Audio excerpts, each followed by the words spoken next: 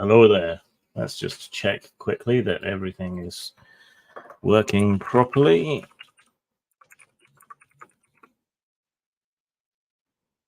Say hi if you can hear me. That seems to be up on YouTube, and as long as it's up on one place, yeah, I'm happy enough. Right. So today we are combining a couple of things. We are playing Tunnels and Trolls, and this is the deluxe edition. I also have the 6th or 7th that was in the box set, and a few solo adventures and things. Tunnels and Trolls has always been kind of an also-ran with Dungeons and Dragons. I think it only came out the year after. But at the same time, while a lot of it looks familiar, a lot of it is also radically different. It is a much simpler system. You fight as a group, so you total up all your combat capability and so on, and you roll it together, and the enemies do it the same way, and you determine who wins that round of combat that way. So it's relatively quick, provided you're good at addition, and it only needs d6s. So the basic system is, in combat, you have a number of dice, depending what weapons and so on you're using. You roll those, you total them up, you add your adds, which is based on how high some of your stats are. You take that total, you add it to the total that other people have done, and you compare that to the enemy. Ranged combat and magic combat is determined separately, so you can use arrows and so on to pick off people.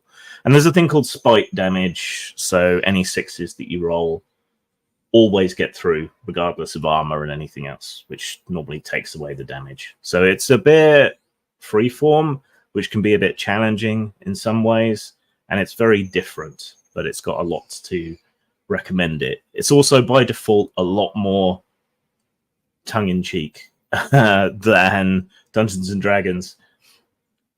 That may sound weird if you think about early Dungeons and Dragons, but it is very much true. For example, there are the classic spells. Take That, You Fiend, which is a form of sort of magic missile, and Poor Baby, which is a healing spell. But that gives you some idea. And we will be combining it with the NachOSR, which is a kind of joke on my server that came from Discord server that came from somewhere else. So don't expect anything serious.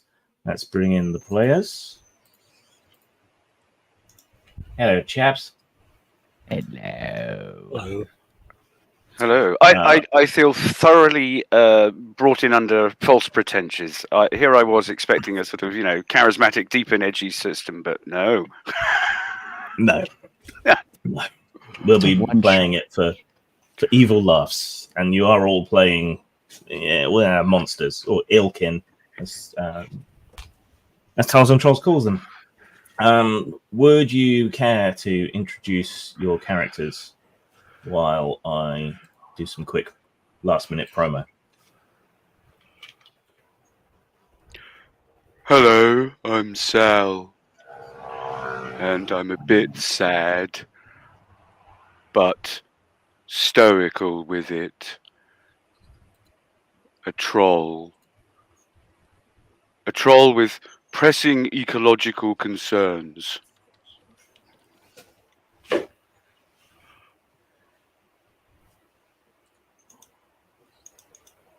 I am Inanna.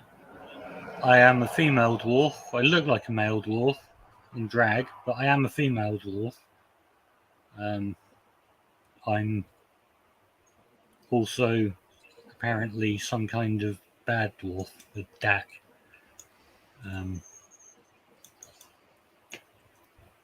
That's as much as I know.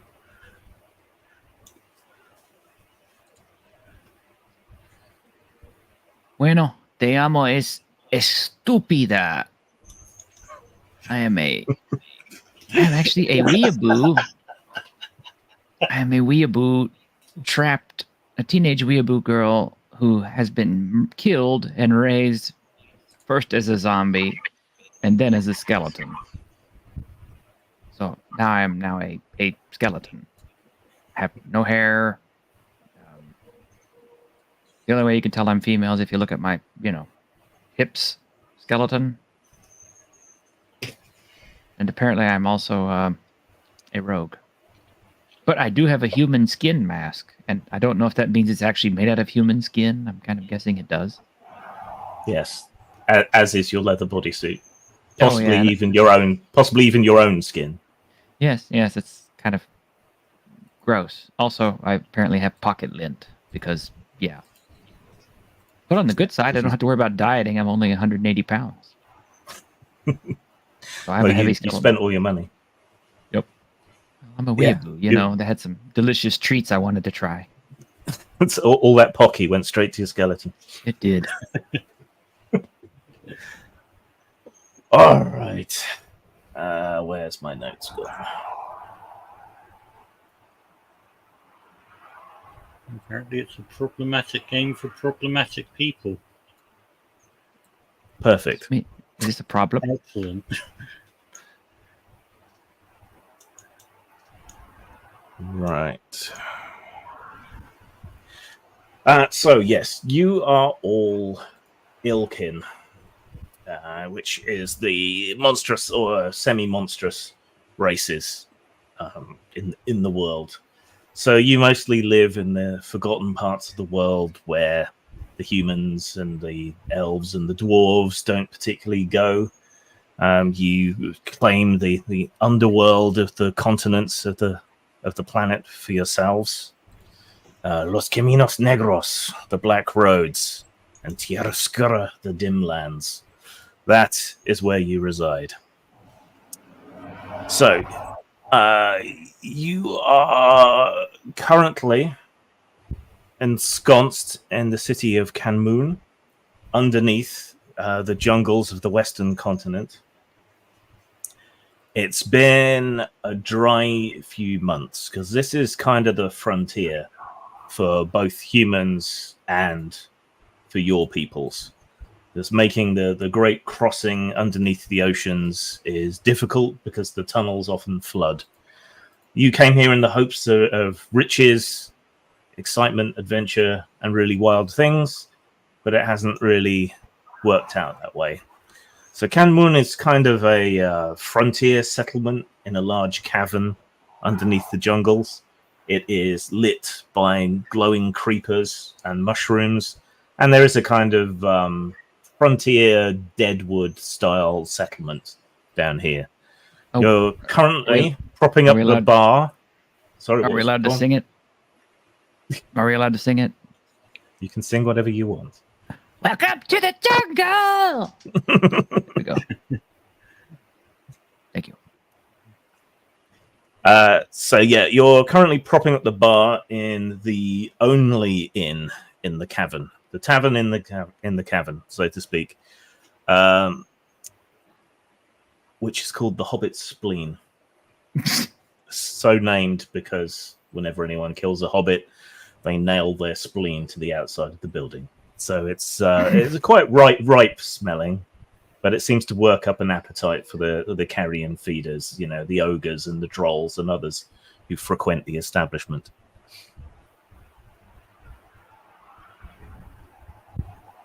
Come, have some fresh spleen. Just skewered this week. Fresh? It's no good if it's fresh. The barkeep, who is a immensely fat ogre who you don't think you've ever seen get out from behind the bar, says, "No, you gotta let it rot."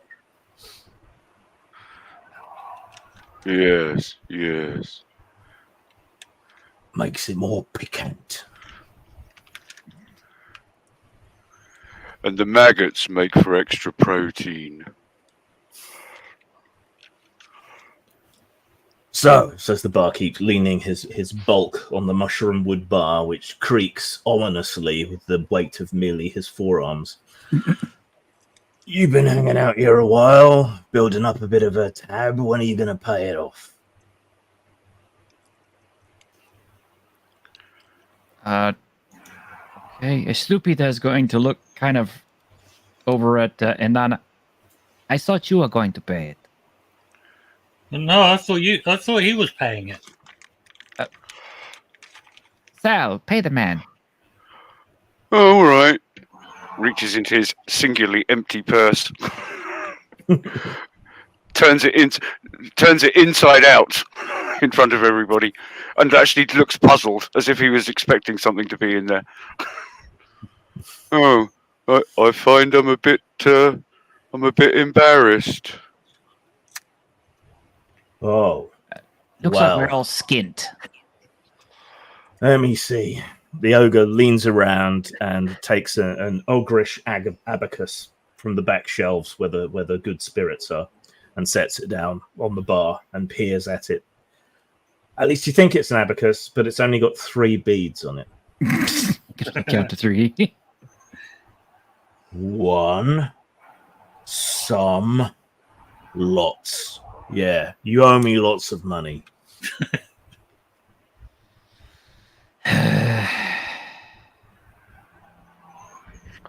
Well, Sal, of course, is completely convinced by this irresistible logic. Oh, sorry. I'm not sure how we're going to pay that. Going to have to find jobs.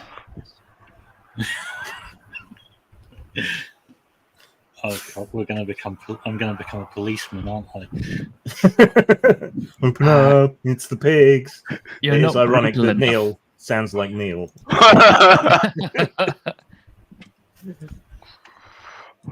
No, you're not brutal enough to be a cop.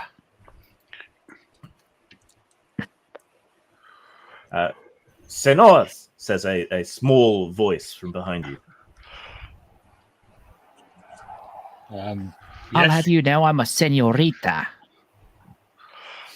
Yeah, I mean, I look like a man, but I'm not.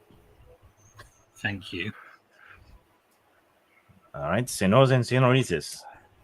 If I might have your attention. You have it? Behind you is a diminutive goblin who looks half starved and like he's been through the wars. He's got some fresh scars and bruising on him. Past him, behind him, around one of the tables, you can see a few other similarly battered goblins sat round arguing, like sort of sharing a mug of ale between each other. I will pay your bill if I can have a moment of your time with my brothers. Sounds good. Can't argue with that. What? Sa- Oh, wait. What are you expecting to do to us afterwards? I don't just go home with any goblin, you know. Oh, Grim, I found him, by the way. You did?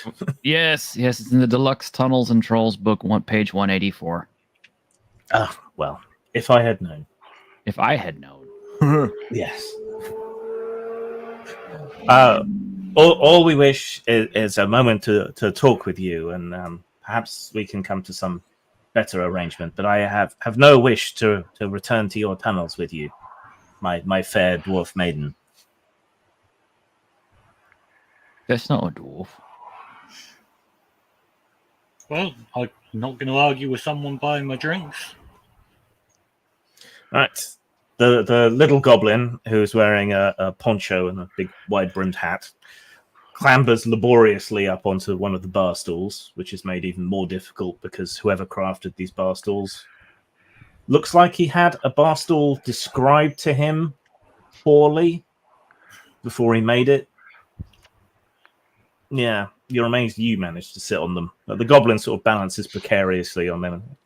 Okay, how much? 1, 2, lots. The goblin reaches into his little purse, takes out 3 copper coins, which is much less than you spent, and counts out 1 sum lots and slides it over to the ogre, who seems happy enough with the transaction. Somehow kids feel to a learn little maths. misled. Right. The goblin clambers back down again and meanders back over to the table with the other goblins and waves you to follow him.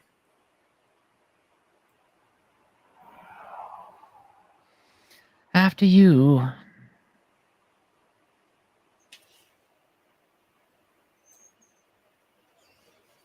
Okay, so we'll wander over.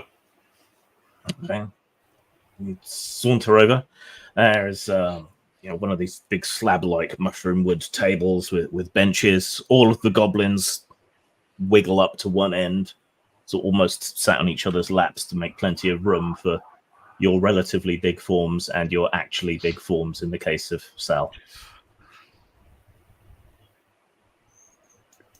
Sal looks down at the end of this bench, and not entirely grasping the physical constants and the concept of turning motion and things like that, sits down on the end of it, promptly elevating the other end with the goblins all on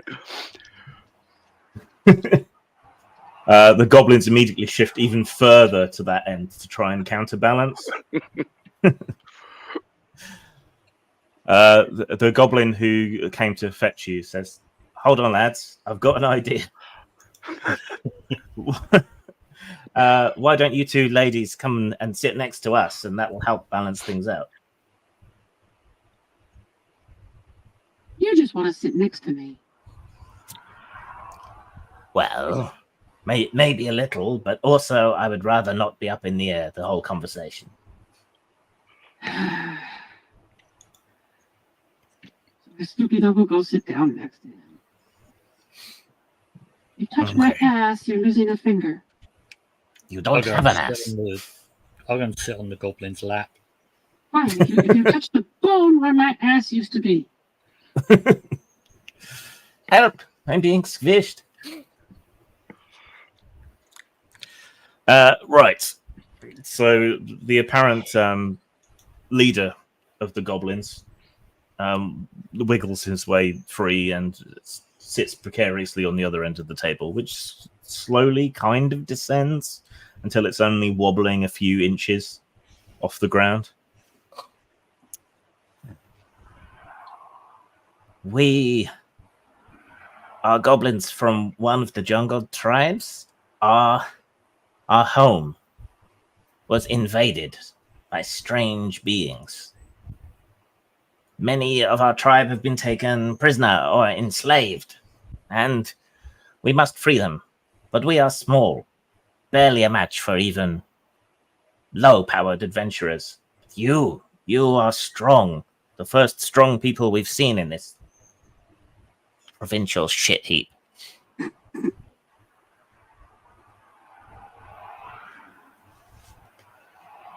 You want us to go and rescue your friends, or just kill the people that took them? Drive out the invaders. Save any goblins you can. Just so long as we're not fighting Mongolians. I don't think so.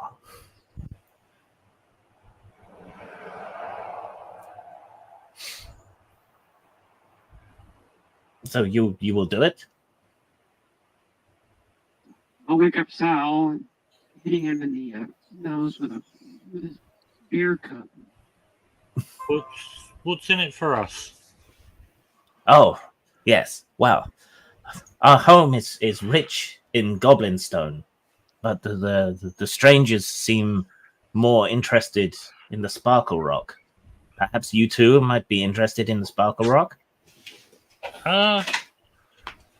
Yeah, sure. Maybe enough sparkle rock can get me my body back. Okay. So the goblin has been conversing primarily with you, sort of claps his hands together, and one of the other goblins brings out a little burlap sack and tips out on the table. Immediately, everything rolls down to Sal's end. There are fragments of green stone, which you think are jade, which seems to be what they're calling goblin stone, and there are also chunks of regular stone with veins of gold running through them.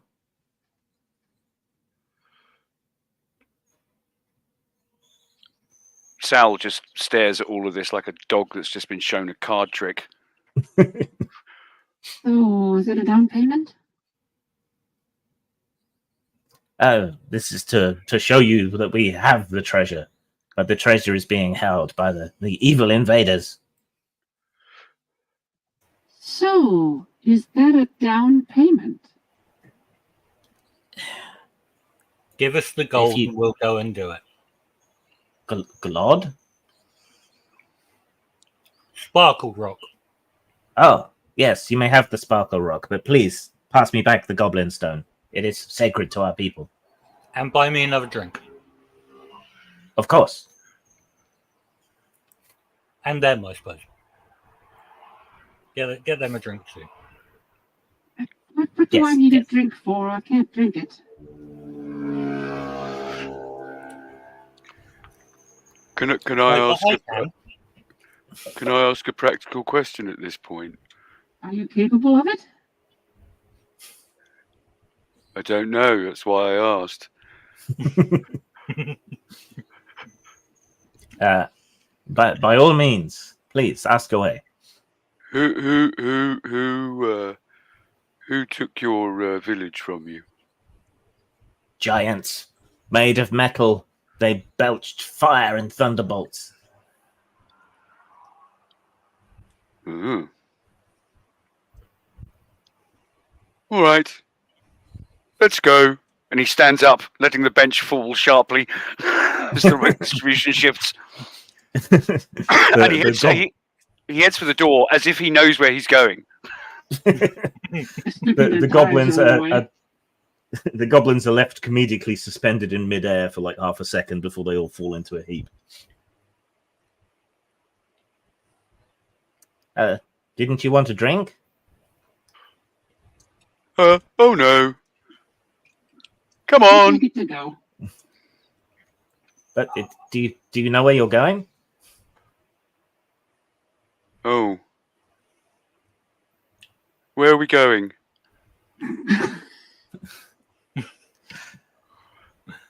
So come sit down, have a drink, and they'll tell us where to go.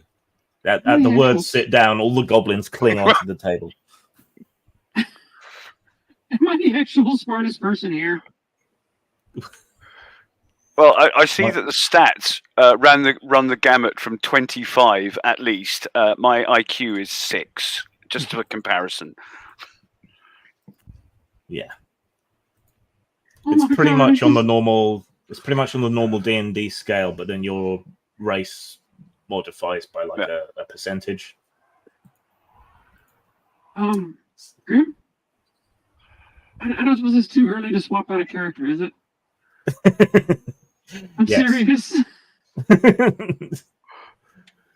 Nah, you're stuck. Am I? Damn it!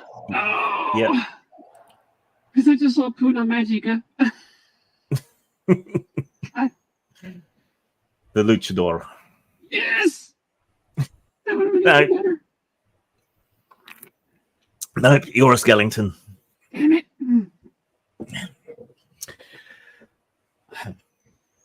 All right. So the leader of the goblins claps his hands together again, and one of the other goblins comes over and gives you a map of sorts.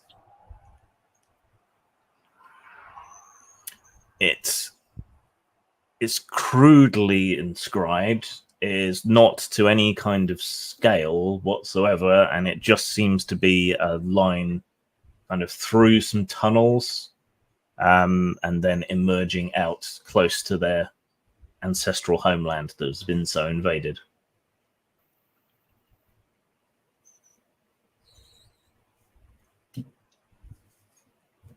So we go this way. Yes. Yes, which way is This it way. from here? The goblin turns the paper round a few times, then one way, then the other, flips it over, puts it back. Hang a left from the door.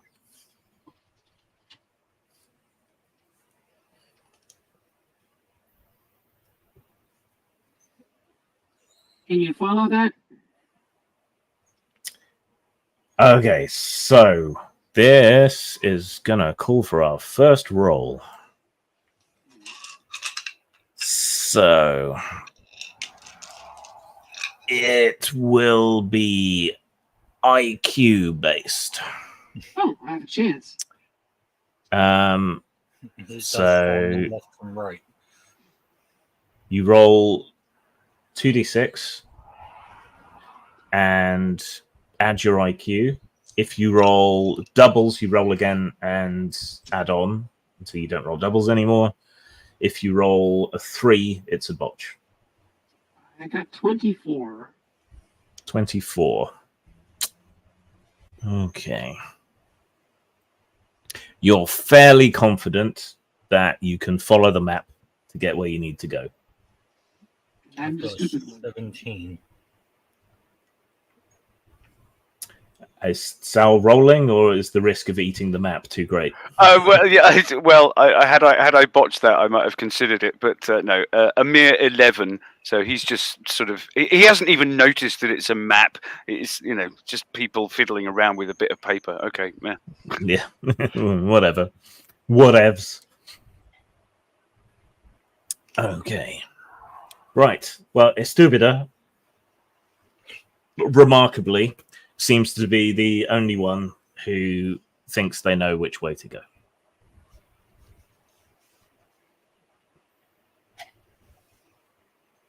Do you have any money? You've got the down payment from the goblins. Do you want to get any additional adventuring kit or anything to use? No, I don't think my. Well. No, my character's got the Sailor Moon lunchbox. We're good. The others might want something. Does anyone need anything? Don't think so.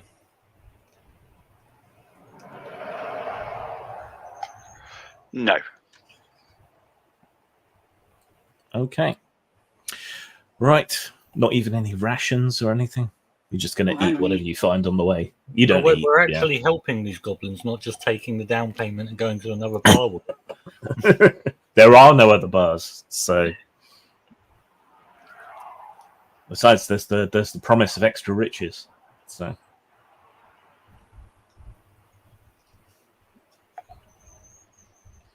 Well, shall we set out? Yep, sounds good. All right. Just a sec.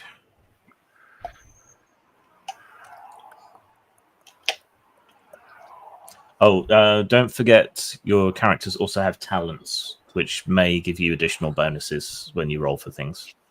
Okay. Oh, I'm actually literate and a historian. Yep. You were into the lore of this fantasy world. See, Salsa Verde has tracking, so you would have added 3 to that roll. Not that it would have helped that much. No. All right.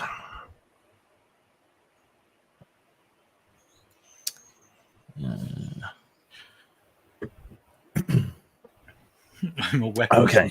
with a club. Not all you can handle.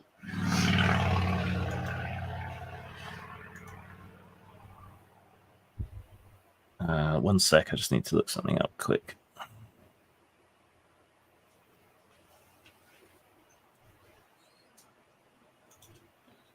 Okay. All right. The trip goes fairly uneventfully. For the first day, you find traces of the goblins' trail here and there as you make your way through the many tunnels. Distantly, you hear various creatures squawking and snarling and killing each other in the background.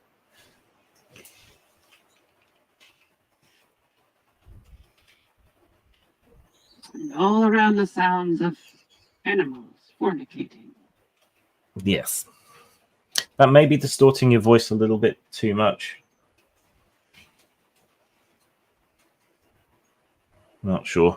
If everyone else is okay with hearing, we'll stick with it. All right. So yeah, you find a campfire about when you were thinking of setting up the camp, and the telltale detritus of it being a goblin camp. in that everything around it is trashed, and they've been digging in the dirt for worms and God knows what else.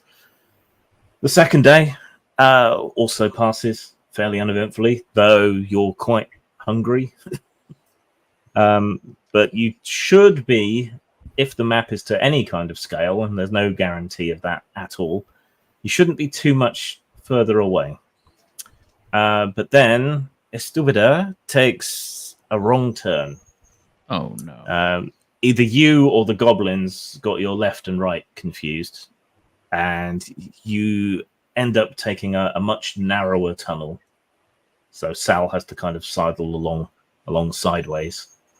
You start to smell something delicious, sweet. Smells like Pucky. It's like hobbit spleen. It seems to be coming from further up this tunnel, though at this point you're fairly certain you know this is the wrong tunnel. But the smell, it's making your stomachs growl, those of you who have stomachs. We're going the wrong way, but it smells so good. Are you sure we're going the wrong way? Smells like we're going the right way. We're going the right way for something. I just don't know that we're going the right way for what we're after. Dinner time, isn't it? I mean, you still eat.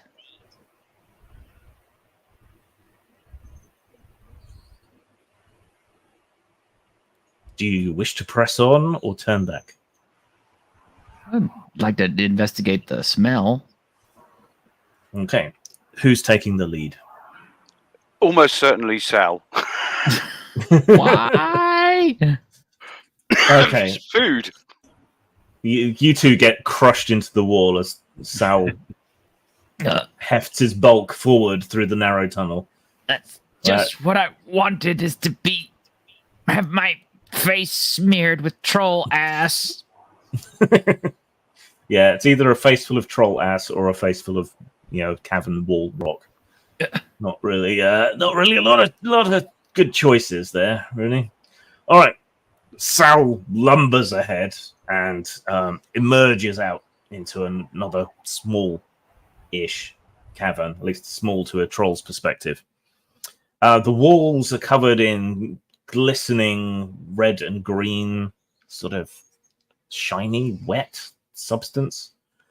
Thrusting out from that here and there are twisted underworld versions of coca beans.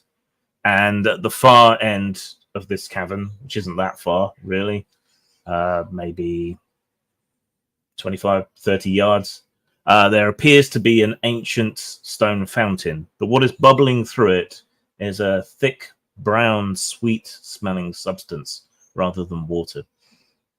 You know, if this doesn't work out for us, we should set up a coffee shop right here.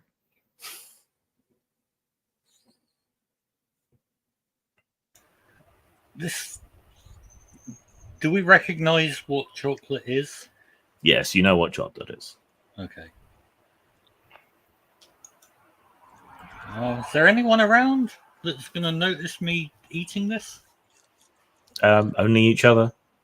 I'm going to eat some. Gently push Sal towards the bubbling chocolate fountain. Go ahead. No need. No, he just strides straight across. Each one of his strides being, a good 6 foot at a time, lumbering, making no attempts to be stealthy, subtle, or in any way other than completely direct and following the lure of his duodenum. Can you make IQ rolls again, please? Tracking or cooking would give a bonus. 5, 11, 14 all told. 18. 20. Thank you, Desney. 14, 20. 18. Okay. It's Disney Sheepherder. Hail. All right. Yeah. So you all charge forward, except, well, it's stupid. You just want to smell it, I guess. How a skeleton smells, I don't know. Just imagine what things smell like, I guess. Yes. You I must imagine still she have some smells bad. senses. She's still got her skin on. Yeah, this is true. All right, but Sal, are you ramming your face into the fountain? Are you scooping it up in your hands? He's going to bury his. I mean, I'm envisaging a kind of a sort of pool with a central thing spewing out, fondue. Yeah, like. down tears. Yeah. So if there's a sort of pool at which it collects at the bottom, he's going to bury his entire head and shoulders in that. Okay. Right. You start gulping down a shit ton of rich, thick chocolate. Slightly spiced. Bit of chili in that chocolate. Right. While you're doing that, the thing that none of you noticed happens. The shiny red and green surface seems to sort of coagulate above you and forms into a giant droplet and then falls directly down onto Sal's head, where it starts to burn. Right. You're taken by surprise, so I'm not quite sure how to handle that because you can't fight back. Let me see if there's rules for that. No, we must help. He is being killed by a killer chamoy. You think it's a salsa slime. Hopefully not a hot salsa slime. Oh, definitely. You got a hardback of that? Damn, I need to get one of those. Yeah. No, that's Troll World stuff. Multiple indices kind of defeats the point of an index. Surprise? Or surprise? Ken St. Andre's still alive. We should see if I could talk to him one of these days. Aha. Surprise. Multiple page numbers, but it's kind of important, so page 7 seems a bit early to be the entry we want. And doesn't seem to have anything about surprise on it. 84. Special combat situations.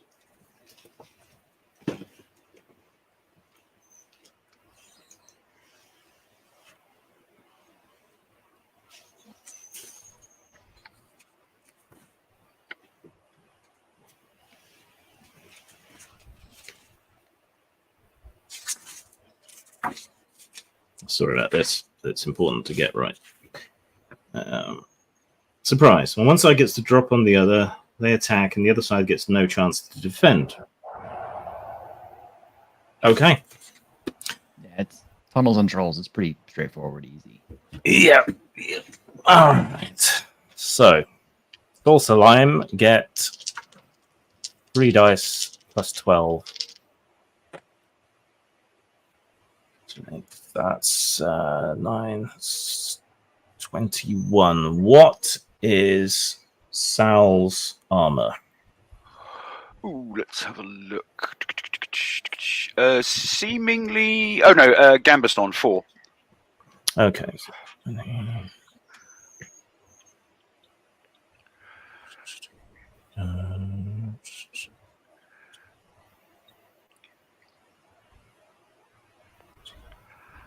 Okay, so you take actually quite a lot of damage.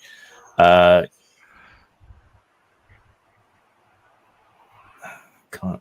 can't be right. Otherwise, surprise is way too powerful.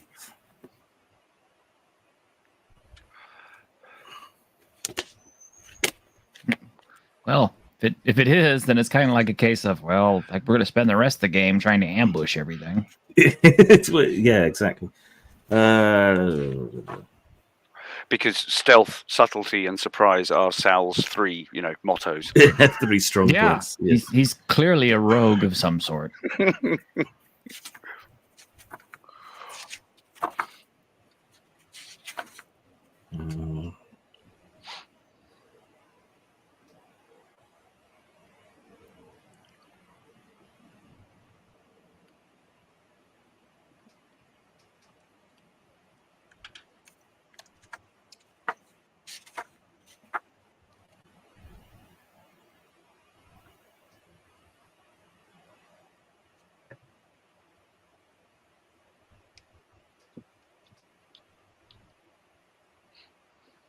Okay.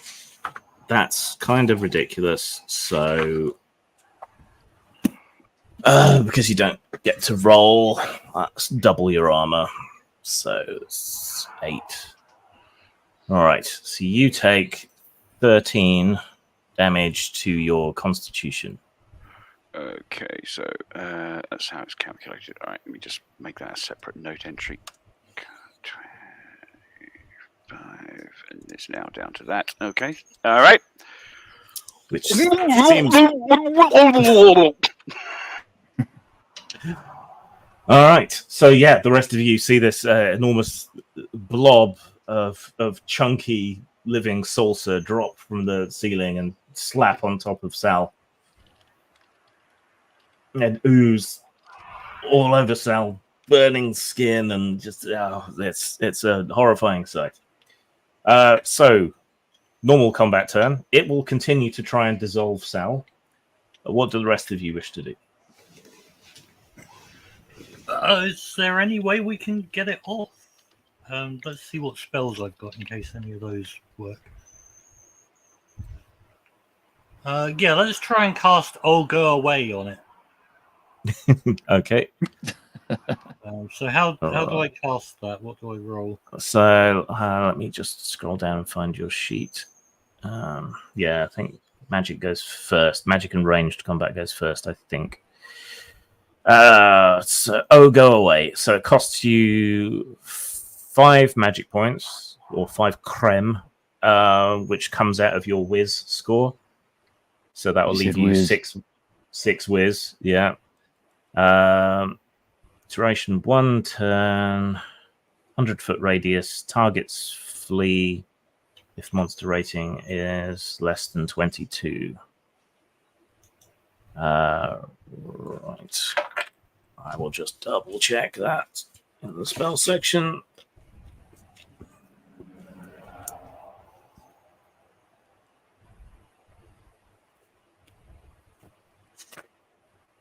Spells.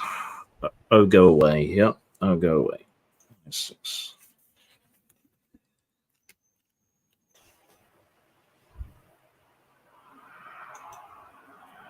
Targets flee if their individual monster rating is less than the caster's IQ plus luck plus charisma, which must equal 22.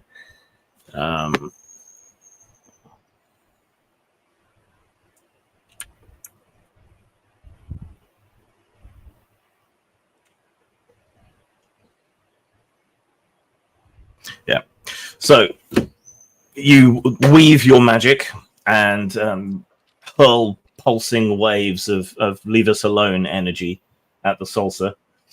And it recoils slightly, but otherwise doesn't seem too impressed with your magical prowess. What's Estupida and Sal doing?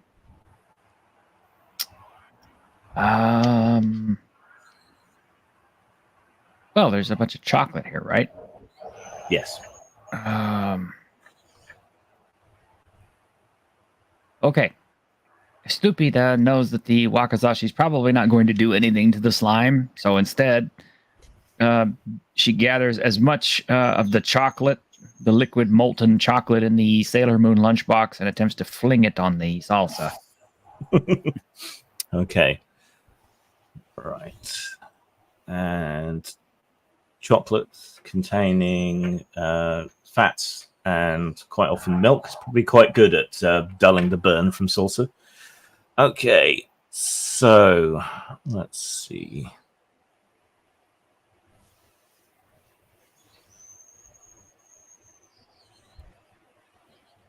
Right. So we'll make that a ranged attack roll. So that is Dex? It's a saving throw using Dex. Yeah. So 2 die 12 plus Dex? 2d6. 2d6. 2d6 plus your Dex score. We'll do 2 Plus, die it's 12. a kind of splashy weapon, so you can add 3 to the roll. Okay. So that's 9, 10, 11, 12, 13, 14, 15, 16, 17 total. Okay. You scoop up as much of the chocolate in your Sailor Moon lunchbox as you can and you fling it in Sal's general direction. But as Sal is kind of panicking and whirling around with the saucer dissolving his face, all you end up doing is chocolate coating Sal's legs. Oh. Right, He's too which means damn that the only tall. person engaged in direct combat with the salsa slime is Sal. So, Is the pool at the bottom of the fountain large enough for me to get substantially into? yes. I'm going to just hurl myself headlong and just try and douse myself. Okay, so in that case, roll.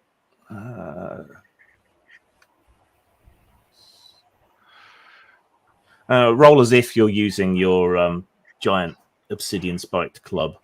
So 10d6 plus 39. Okay. So that is 10, 14, 18, 23, 23, 29, 30, 34, 73.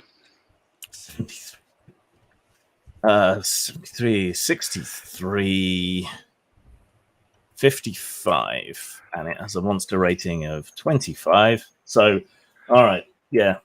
Screaming and hollering as the hot salsa burns into your eyes, you throw yourself face forward into the pool and just kind of headbutt the salsa to death against the bottom of the fountain.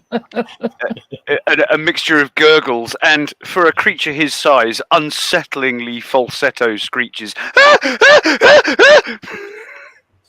That's unsettling. All right, the salsa breaks up. There are some horrible suction noises. The flow of chocolate briefly stops, and then a chunk of salsa is projected from the top of the fountain, and it starts up again, and then slows, and more chunks start flowing out through the fountain.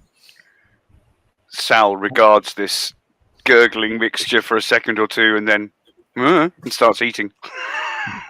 How does it taste?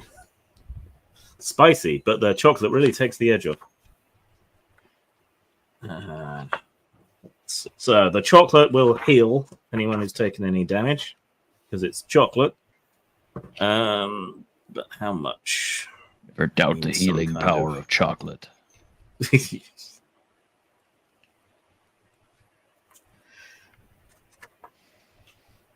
Oh, any six, not it's academic at this point, but any sixes that you rolled, that's automatic damage.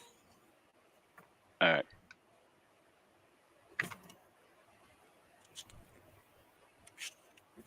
And how do I get my whiz back? Resting. I think you get one back an hour anyway, or regenerate it all if you have a proper rest.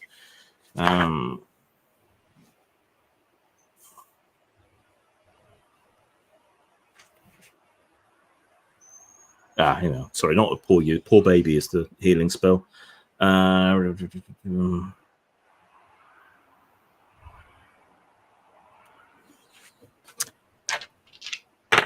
Okay, the magical chocolate brew will heal Sal for 8 points of constitution.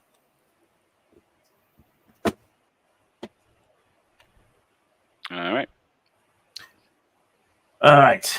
And once you've had your fill of chocolate, getting back down that passage is a bit of a challenge, but Sal's the only one who would get stuck, and he's like a strong specialist, so not an issue.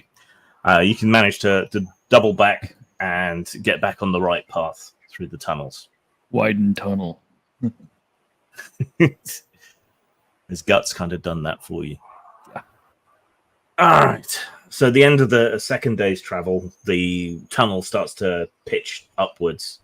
And instead of the sort of regular mushroom detritus on the floor, the soil that results from that and the various cave beasts, it's more bats now. And bats will tend to go outside. So you must be close to the exit. The air is getting fresher as well. You can smell jungle blossoms, greenery. So it's taken us a couple of days. Yep. Okay, does that mean I've got my whiz back? Yes.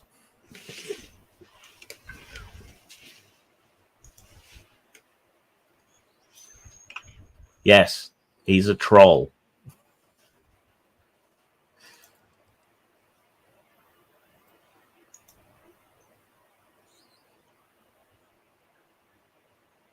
And the closer we're obviously getting to the surface, the faster and more sort of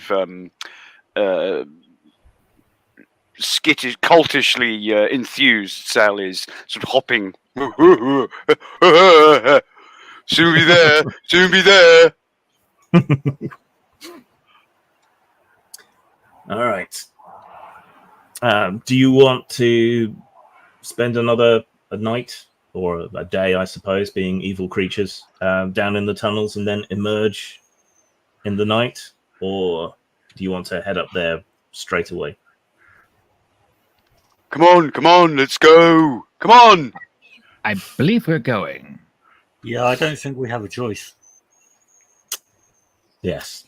He's not the sharpest knife in the drawer, but hopefully the scariest. Says the person literally called stupid. Yes. Okay. You scramble up through the back guano and start to encounter a few surface plants instead of the mushrooms that you're used to. It actually gets darker the more you ascend because all the bioluminescent fungi and creepers and things aren't growing here. And soon you spill out onto the surface, out from a bunch of rocks. And before you is the jungle. You can't really see very far, but there does seem to be an animal trail or a goblin trail leading off through the jungle. The sun is just starting to come up, peeking over the horizon, creating new and interesting shadows in all directions. Oh, we like shadows. But Inanna's our tracker, right? Sal.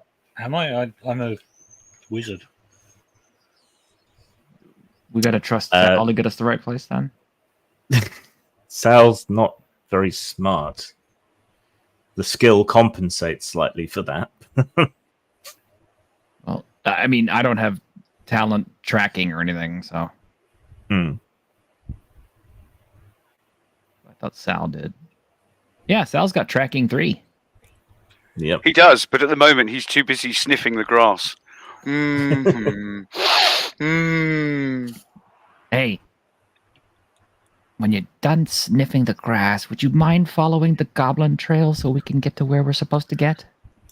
And the trail is obvious, right? To everybody. It's fairly obvious, yeah. And he's got a +3, so I figured, yeah. So I'll just point towards the trail. That way. You go first.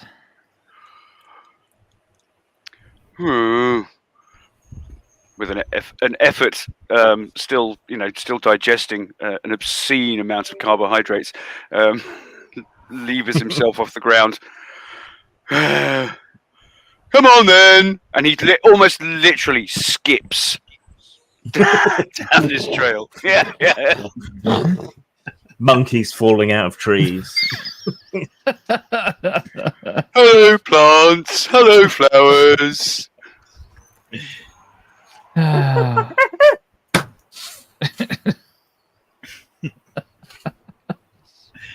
Follow him. I mean, he's making a nice trail break anyway.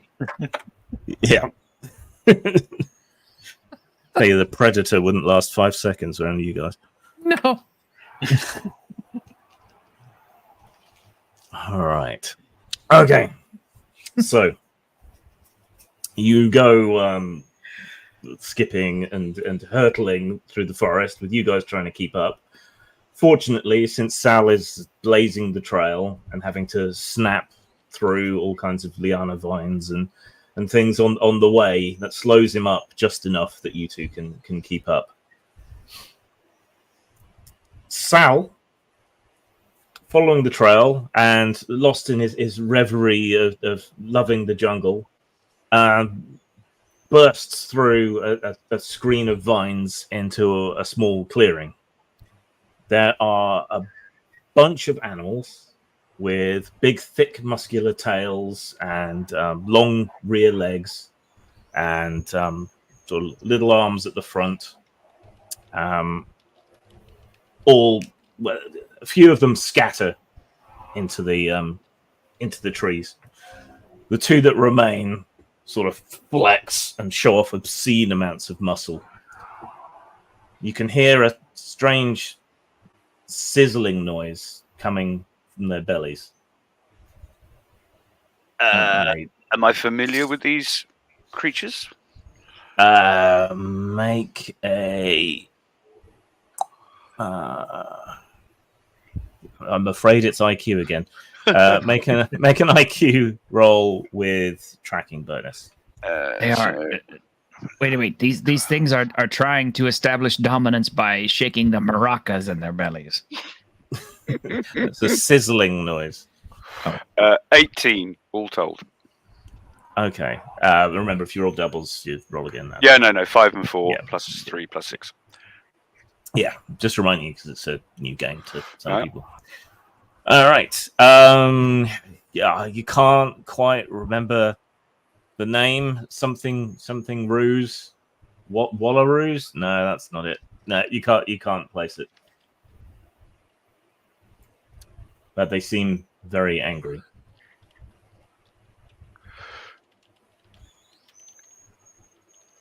Well, he's going to try and sort of adopt the same sort of primate behavior and just sort of literally beating his chest, gambling towards them. Okay. You're a Gurt-gate troll. What are you others doing? I'm gonna stand back and watch the troll being Tarzan. I'm not. I'm gonna push Inanna forward. Use some fire or something. Scare them off.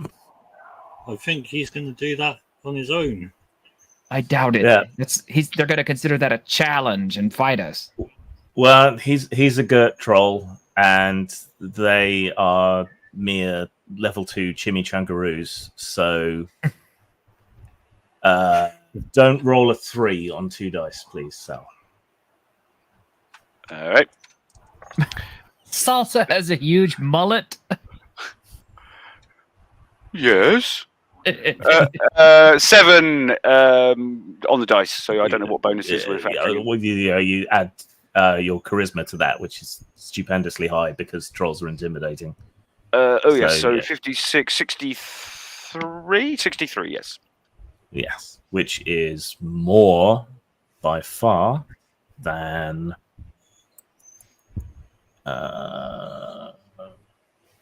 25. Right. Yeah, so you beat your chest and bellow at them. They shit themselves and run off. One of them briefly stopped at the edge of the clearing, reaching into its marsupial pouch, which is full of simmering oil, and hurls a burrito at you before disappearing into the jungle undergrowth. Ooh, try to catch that. Okay, make a dexterity save. I am a stupida. So. I like burritos. Dexterity, huh? Yeah, so you add your think my dex to that. You'd think my dexterity would be higher being a rogue, but 10, 11, 12, 13, 14, 15, 16. Yeah, so rogue kind of means something a bit different in Tunnels and Trolls. It's more like a generalist. Right. Okay, you try to grab the chimichanga as it hurtles past you, dripping boiling oil. But luckily for your hands, even though they're made of bone, you miss. And the chimichanga strikes a tree on the other side of the clearing and explodes, scattering rice and beans in all directions. Fuck!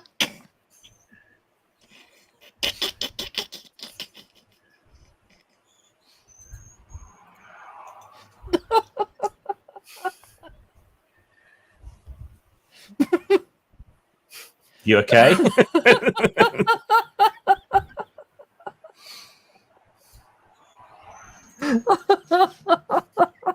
I think you've broken T-shirt.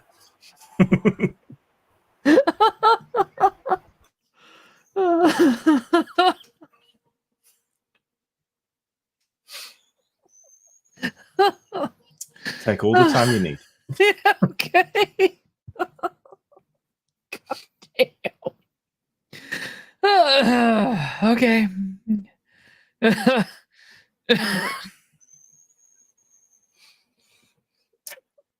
I've got to use one of these monsters at some point. These are too good. These are not in the book, are they? No, I made these all up. Oh God, these are funny. You need to print the. You need to go ahead and make a supplement out of these. Yeah, this needs to be a publication. It does.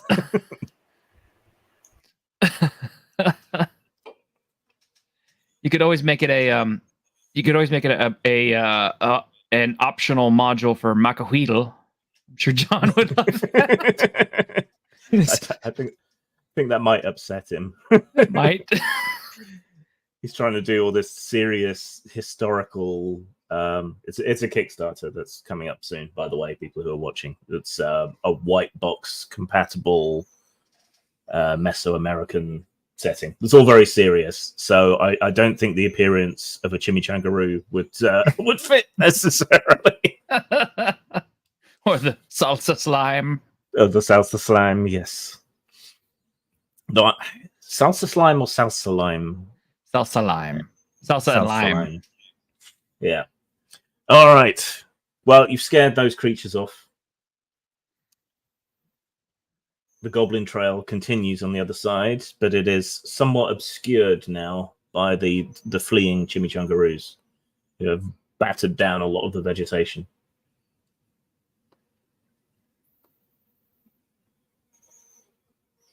So someone is going to have to make an actual tracking roll this time. Pat the troll in the back. You're doing great so far. Okay, let's have a look. So that's 3, 9, 12. So with a 12, Sal sets off supremely confident. What he doesn't tell the other two is actually at this point he's more or less just following these other creatures anyway to carry on the game. Well, I mean, but it's working. It sounds like you rolled doubles. No, I rolled a 3 on the dice, a 2 and a 1. Which is a botch. Yeah.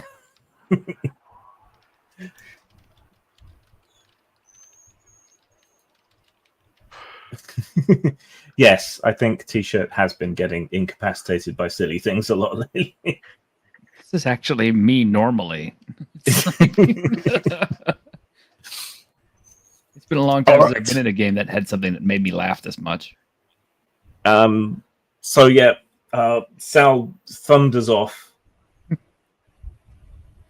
after the chimichangaroos, following them rather than the trail. But you guys just follow on behind because that's the trail you can follow, and otherwise you'll get left behind. What choice do we have? I mean, it's kind of like, just... Not helped by the fact, of course, that Sal is kind of casting over his shoulder, "Come on, this way!" Yes.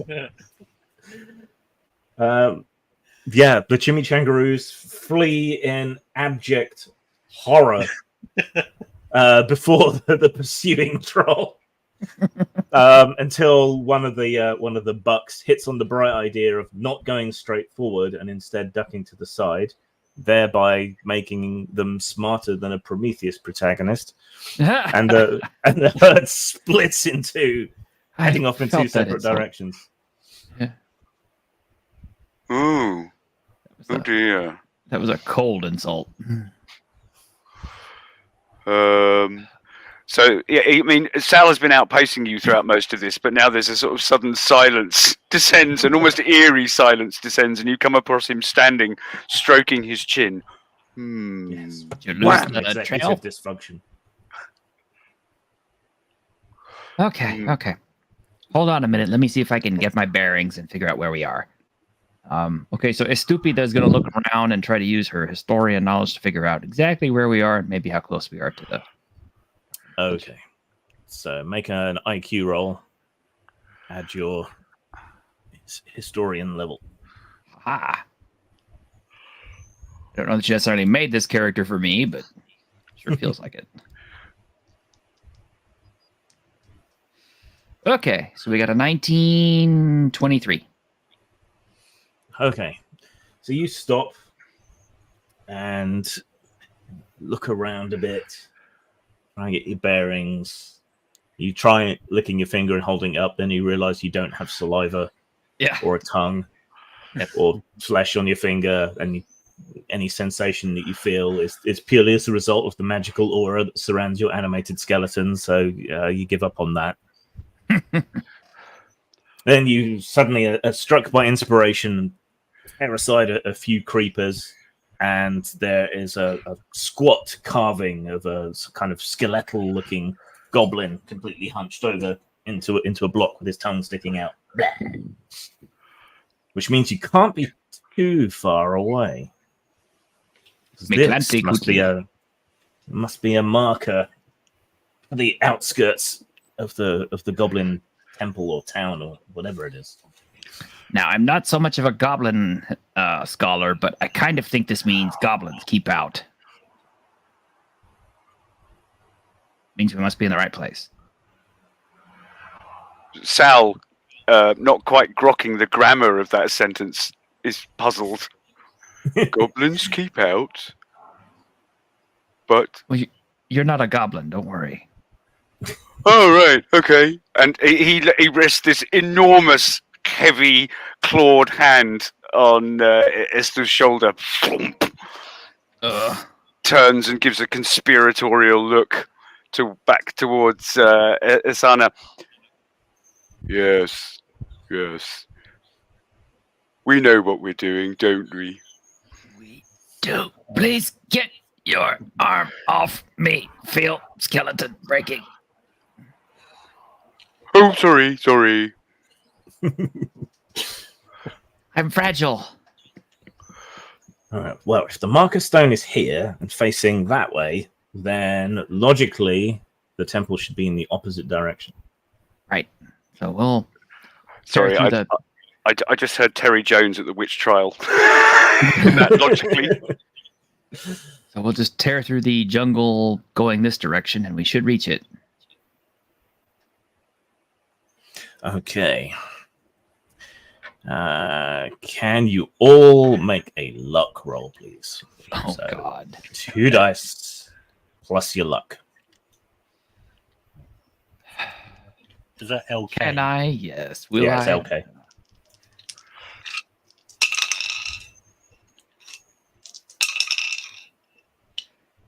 Um, 22. I got doubles. nice. I Nice. got 18. 11. Okay. So without the chimichangaroos to follow, Sal is moving at a slightly more sedate pace. And in between the crushing and crashing of Sal making his way through the trees, Enana hears distantly the sound of chopping wood. Now, someone actually going at trees with an axe and a saw, you think, rather than Sal's crude splintering. So you must be approaching something. Sal, that way. Yeah. That sounds promising. Okay. And if it's the kind of lumberjacks I'm used to, they'll probably have some clothes for you. Is this Fern Gully? No. But they're lumberjacks. They're okay. Brum-bum. But all right. Inanna's described as a cross-dressing dwarf, so. All right. So I'm not cross-dressing. I am actually a woman. yeah. How could you tell? Well, you can't. That's the problem. She conditions her beard. Oh. All right. So you carry on, heading towards the sound of this chopping and sawing, which abruptly stops. You think you can hear some panicked speaking in a language you don't understand.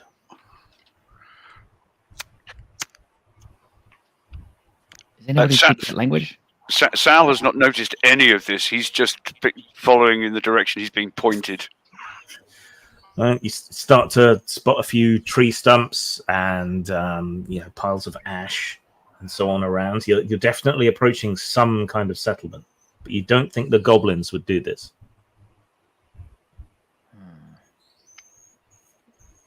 I don't suppose I could try a historian roll to figure out where this is. I'm gonna lean on that a lot.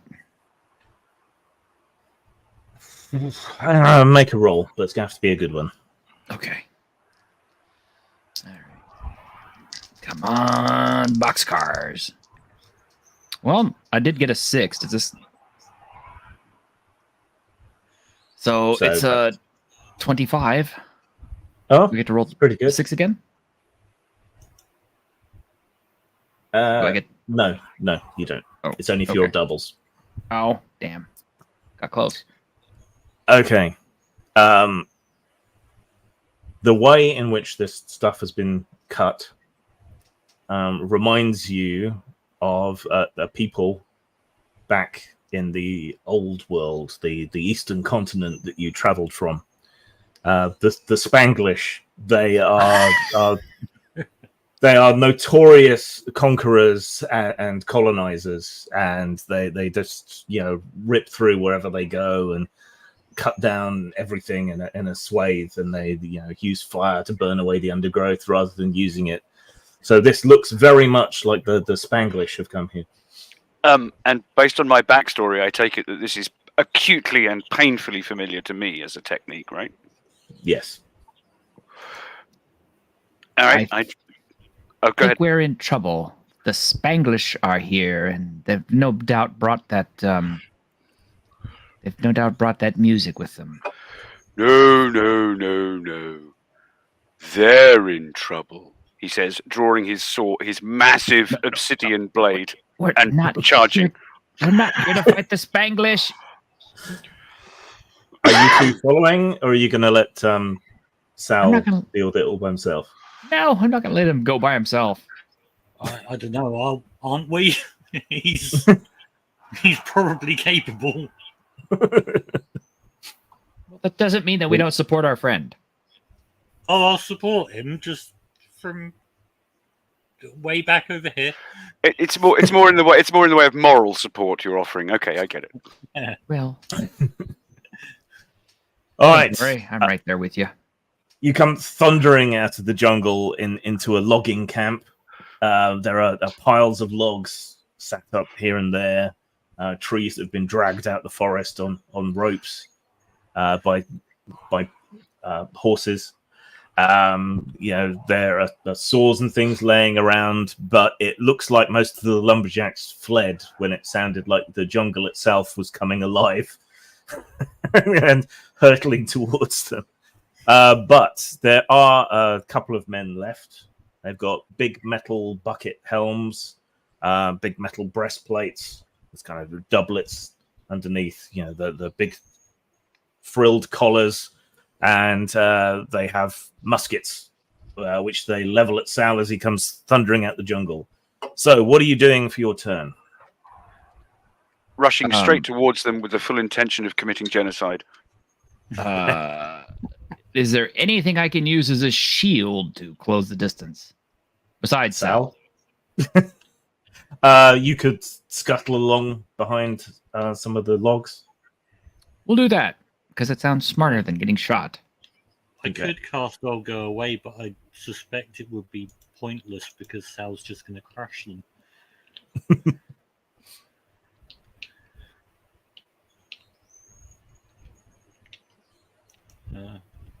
I'm just going to stand back, I guess. Okay. So thoughts and prayers then. Thoughts and prayers. Thoughts and prayers. Yeah.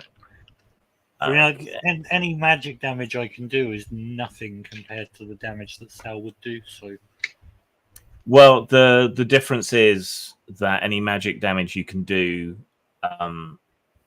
is kind of automatic. You don't have to collectively beat the enemy to do that damage. So, yeah, but like 11 damage base is probably not going to kill someone, whereas Sal hitting them with a gigantic sword probably will. Never know till you try. Yeah. So do you want to cast it, or No, I'm going to stand back and watch what Sal does to them before I cast anything. see how things go? Yeah. All right. And Istupida is sneaking up and then using her Wakizashi to slash at the knights. Yes, I'm going to use my special attack, Ray Harryhausen. Yes. Okay. You are abruptly poorly blue screened into the into the fight. Okay, so both of you who are actually engaging, roll your attack dice and add your adds. So, okay. You mean my 0 combat ads? Those ads? 16, 1, 6, You don't have any? I thought you had some. It's just combat ads plus 0. 22, Okay. So what do I actually have to hit with? 32. 3d6 plus 1 for the Wakizashi. No, I mean, That your adds are already worked in to your weapons. so it's just 3 die. I roll 3d6 plus 1. 3d6, add 1 to the total. Yeah. Oh, okay. 71 in total, 1/6 on those dice. Okay. Okay, I got 2 of those 3d6 ended up being 6s. Okay. Cool. So Does it matter? that's two spike damage, but doubles only count in combat if you're going Damn. berserk. So that does 2 automatic damage no matter what. So what's your total though? It was The other one was a 4. 17, 18, 20 total. Well, no, 20 total. 18 total. Sorry. 18 total. Yeah, Okay, sorry. so that's But if there's another Alright. extra plus 2, then yeah, it is 20. right. And the bad guys, I can't be asked doing all the adding, so I'm going to use the internet to roll for me. So that's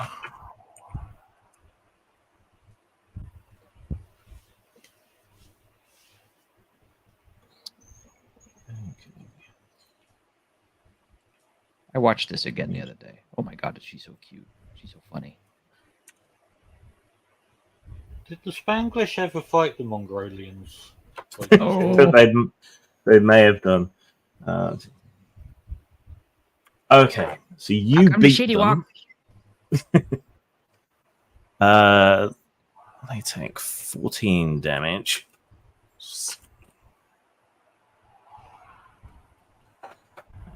And 3 spike damage.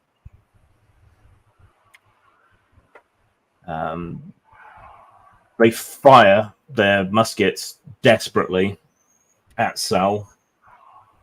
Sal takes 4 points of damage, and armor doesn't stop it. Better you than me, pal.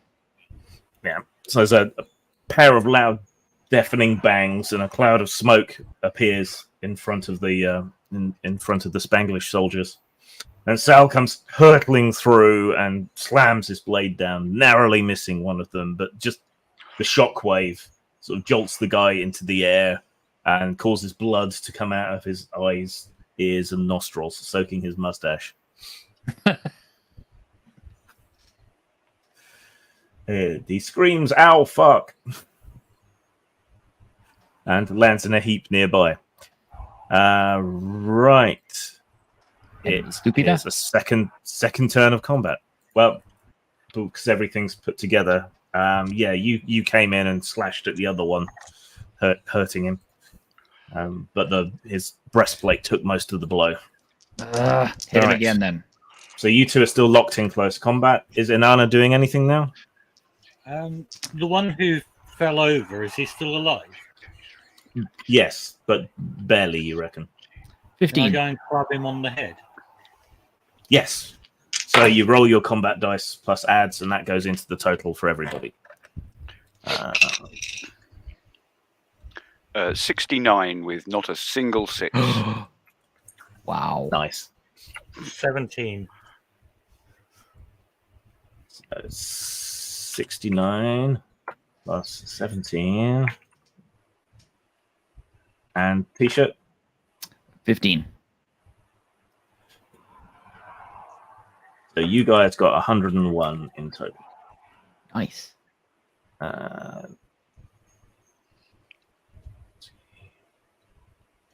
And they got 52. So they lose by 49 points, which means they take 49 points of damage. Okay. Inanna appears seemingly out of nowhere and bonks the first knight on the top of the head with her club/wand. A few bits of glitter and one of the stick-on stars falls off your wand, but he does seem to be clouted, thoroughly unconscious. The other guy throws down his musket and turns to flee, and then Sal's great big obsidian club comes down, cleaves him clear in half, and then when he pulls his club back again, yeah, you cut him in half with a club. When you pull it back again, the two halves of him go spiraling off into the jungle. There! What price progress now? What price the domestic beef market? Huh? Yes, that will teach you to sell rainforest cattle.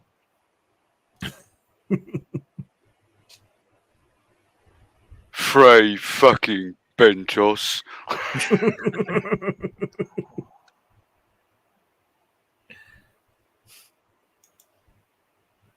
And I will proceed with the club to turn these two into paste.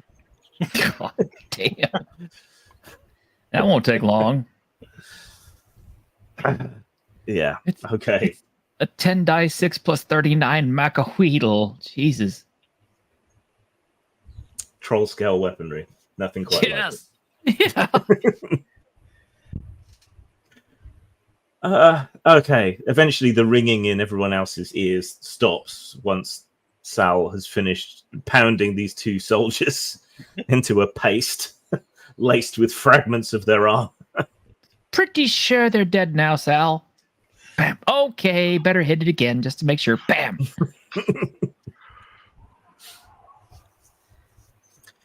But the woodcutters, they'd fled ahead of the soldiers.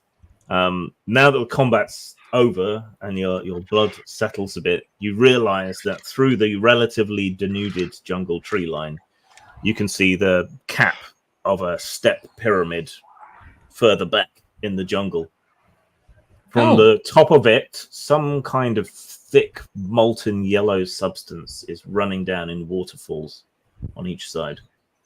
That must be the Goblin Pyramid.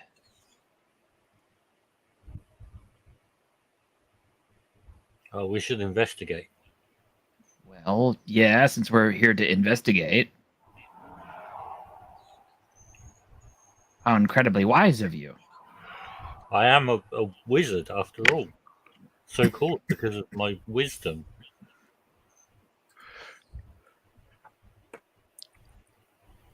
Sal is looking around for evidence of the remaining primates. Come out, little apes!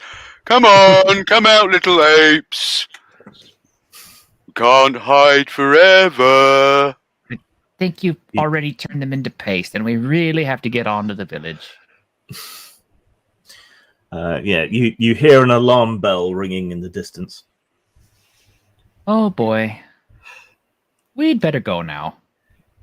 Is that coming from where the queso is? It's coming from where the Casa del Queso is. Casa del Queso. House of Cheese. House of Cheese.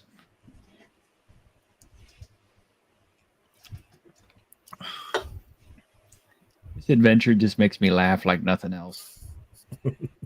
Sometimes it's just good to have an old-fashioned, pun-filled violence fest. But these are Mexican puns. These are the best. If I'd have known this was the case, I would have invited, Latino slant and Mexican Iron Man to watch. Well, you can always give them the link. Yep. All right. So they're going to know you're coming. Good. Off we go. Come on. I was going to say we need a plan, but okay. I think Sal is the plan. If something manages to kill the troll, you know the two of us are fucked. With a capital F. Do you know the way back? You follow the swath of destruction. Yeah, I mean, it's kind of like... I don't think that trail's going to be too hard to follow. If something kills the troll, we run that way.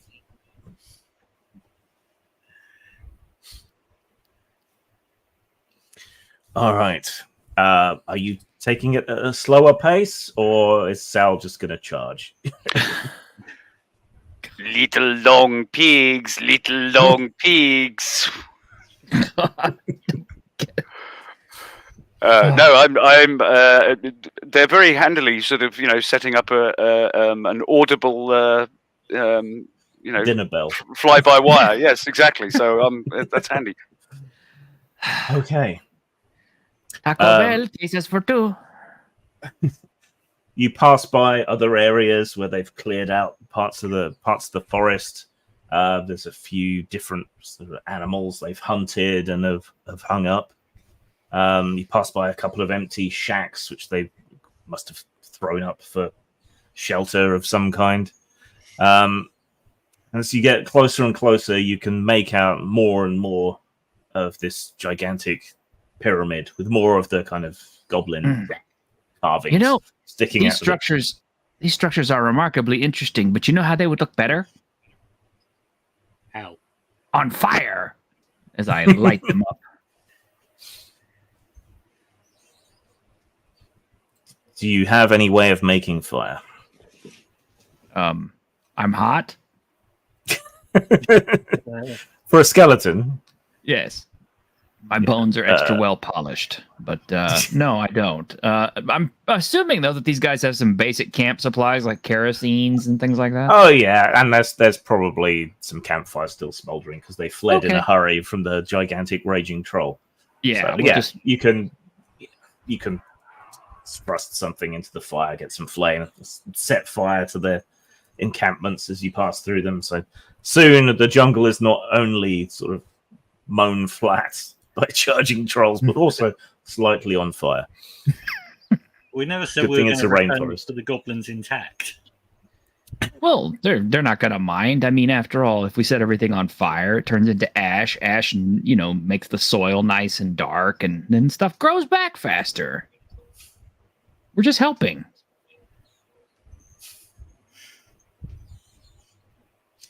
I put the fires out. You made them worse or better.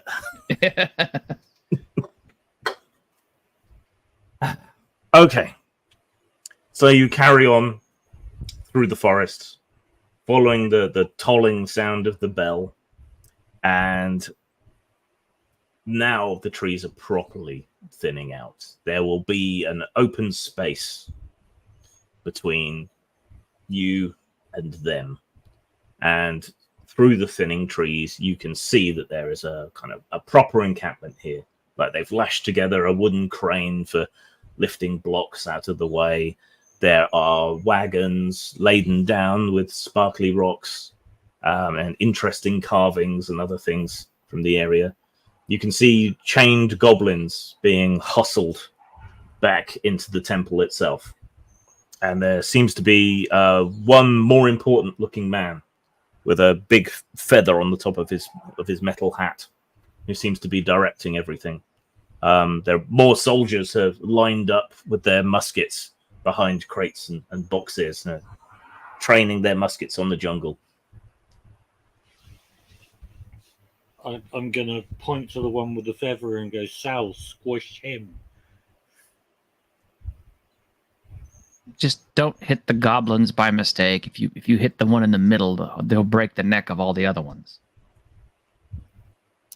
Okay, 1 second. I just need to work something out. That's a bit like giving tactical instructions to an F-14. You know. More like a M1. Yeah, yeah. Who are you? Tank.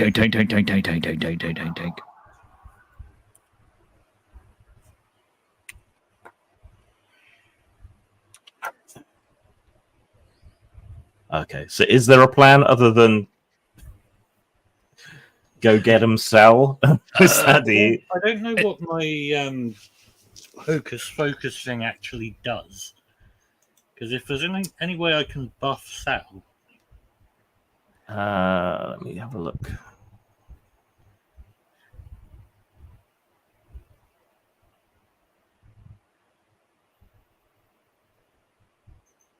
Okay, so a focus is like your wand. It just lets you cast magic through it. You could buff Sal with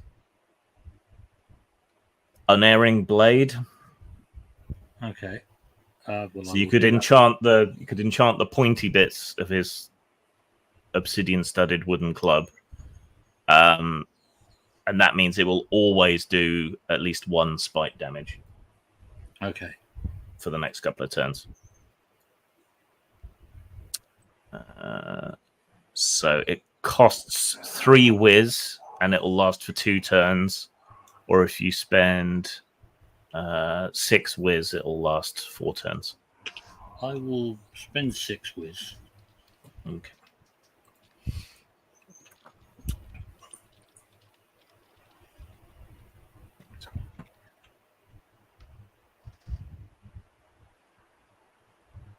Un momento, por favor.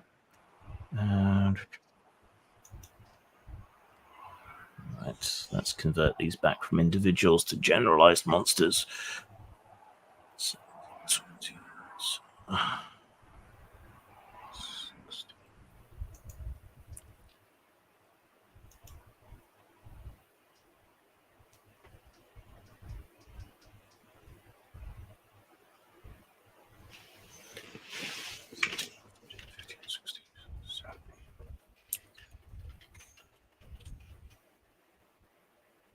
Okay. All right. So, what's everyone contributing to the fight? Estúpida will use amazing weeaboo ninja skills to try to sneak up on one and kill them from behind. Okay. Preferably. All right. So you will roll 3d6 plus 1 and add it into the combat pool. I think since I've cast my thing on Sal, I'm probably going to go and whack someone with the club. Okay. I got so you're going to try and... Sorry, what'd you get? I got 15, and I yell my battle cry, Harryhausen! And one of those is a 6. Yes. So plus 1 spite damage. All right. And Inanna tries to close with the enemy and beat them to death with her wand. So can you roll your combat dice, please? I've got 16 for that. Any 6s? Nope. Okay, so that's 31 in total. 67. That's a lot of dice.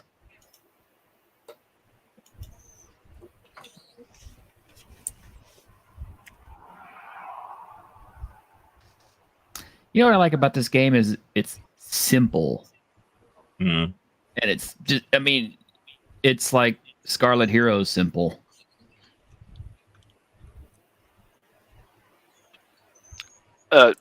Sal is not taking any tactical considerations whatsoever. The nearest primate. So what did you get? 6716 in there. God, Jesus. Okay, so that's 98 in total.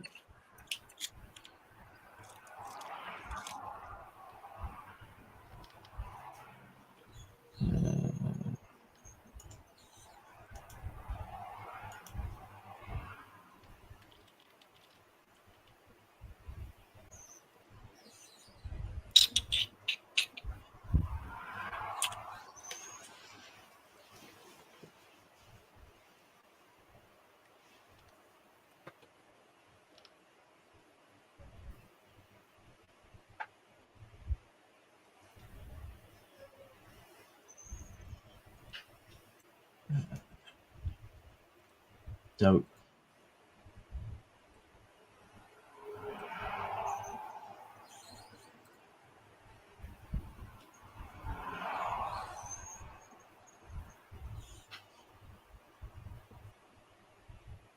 Uh,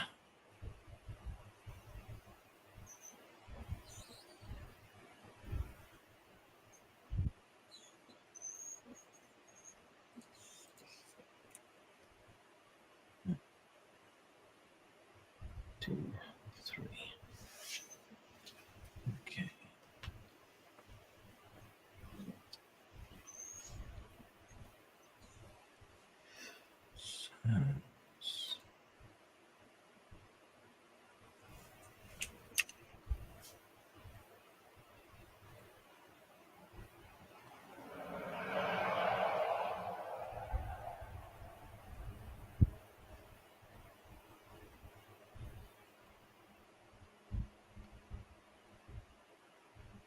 Okay.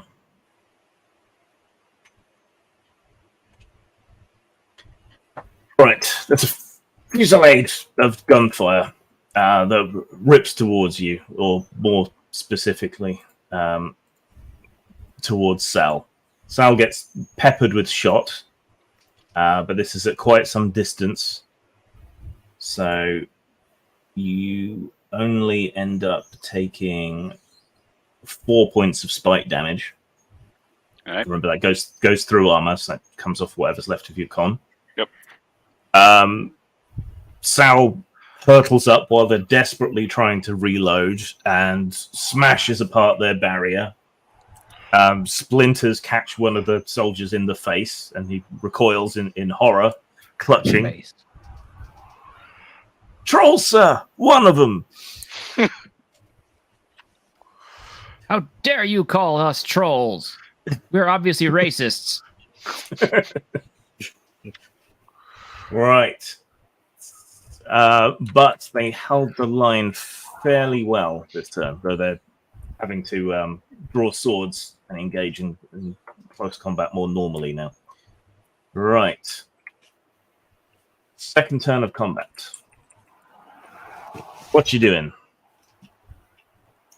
I'm going to attempt to make two of them run away. Yep. Estúpida will light the largest barrel of gunpowder and attempt to roll it into the group of bad guys. Okay. So that's a ranged attack. Make a dexterity save roll. This could be funny. Could be funny. Oh, Estúpida will blow herself off the map. You didn't botch. No, it's a 14. Okay. So you set fire to the barrel and kick it. It rolls just far enough away from you not to blow you up, but still isn't close enough to the soldiers to do much but distract them. But distract them it will. Sal can have an extra 2 dice to roll.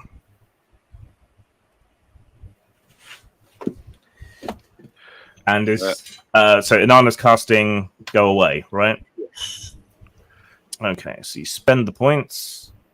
2 of them immediately turn tail and flee. Whether that was the magic or the giant troll, you're not entirely certain. It was definitely the magic.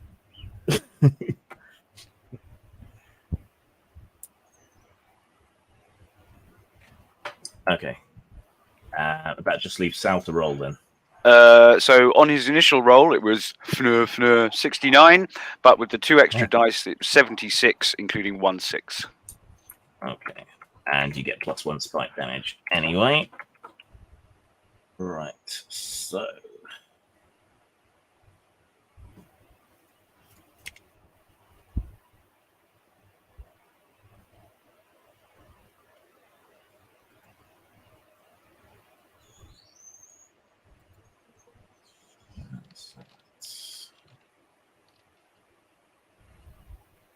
Okay, you take 1 spike damage. Uh-huh. So one of them stabs you in the big toe with his sword.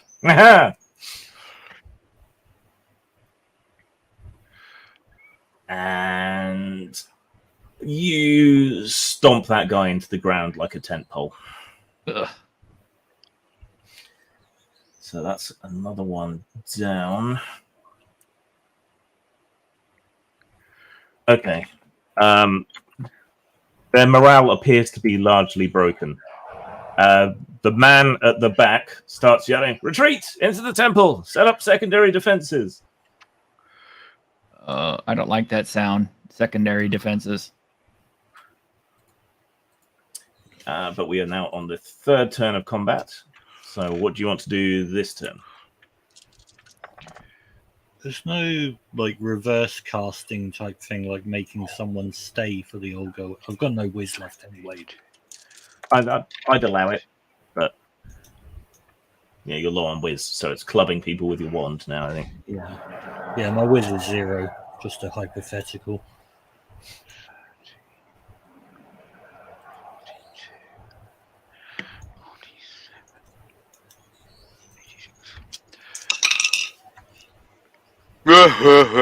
Puny little fire sticks.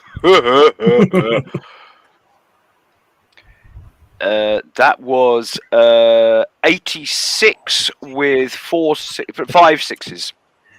5 sixes. Okay, Plus- you get plus- +1 plus spite spite. damage Yeah. anyway. Yeah. I've Okay. got 20 with 1 6 as well. Okay, so that's takes it to 106. 1 6 for spite and t-shirt.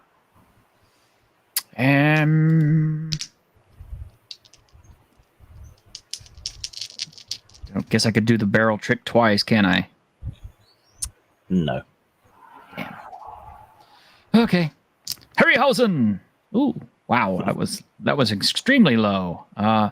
8? 8. Okay, any sixes? Not a single one, man. I got 2 ones. Okay, well, it all adds up. So,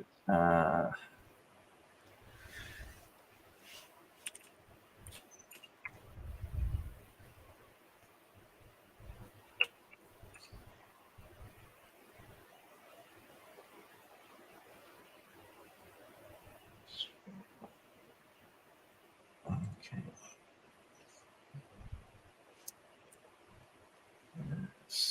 That's 86, 96, 106.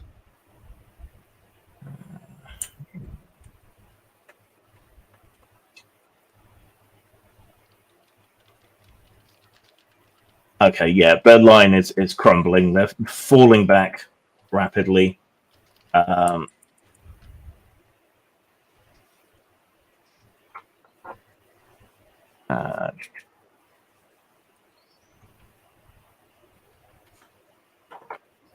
One of them managed to get his gun reloaded and lets off a quick, desperate shot at the crazy person who's setting fire to barrels of gunpowder. Oh, shit.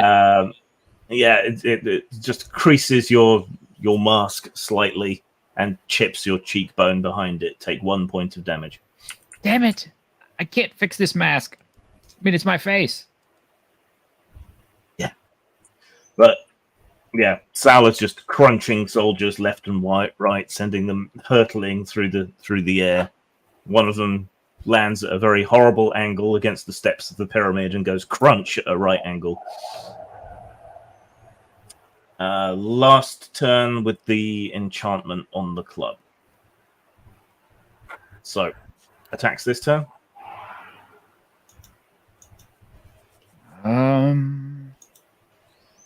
Gosh, is there anything more clever I can do? I'm a rogue, damn it. This weapon doesn't do that much.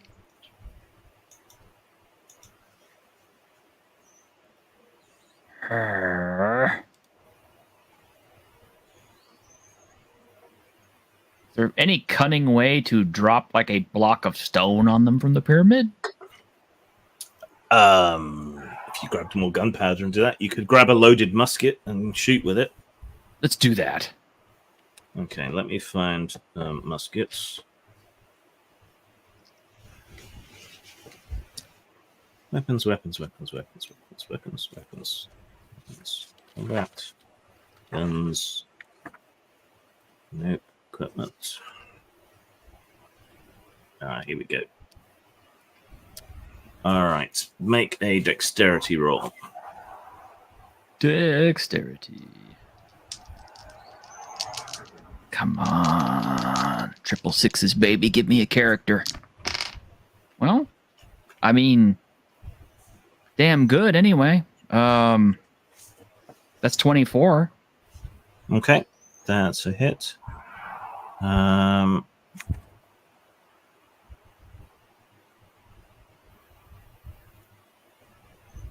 Okay, shoulder stock. Okay. Roll 12d6 and add 2 for damage. Oh.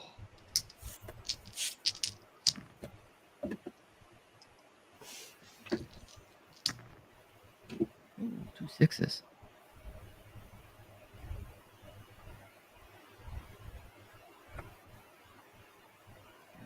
Hold on a sec. Okay. Kukuleta. Easier to add all this stuff up and remember it.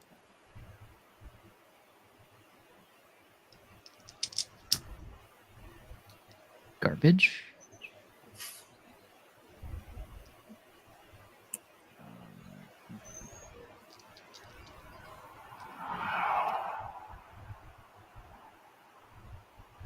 $40 total. Okay. Yeah. You grab one of the muskets up rapidly, level it towards one of the soldiers who's coming at you with his sword, pull the trigger. The match hits the pan. There is a loud bang, and he has a football-sized hole through his middle. Teach you. Very, very dead.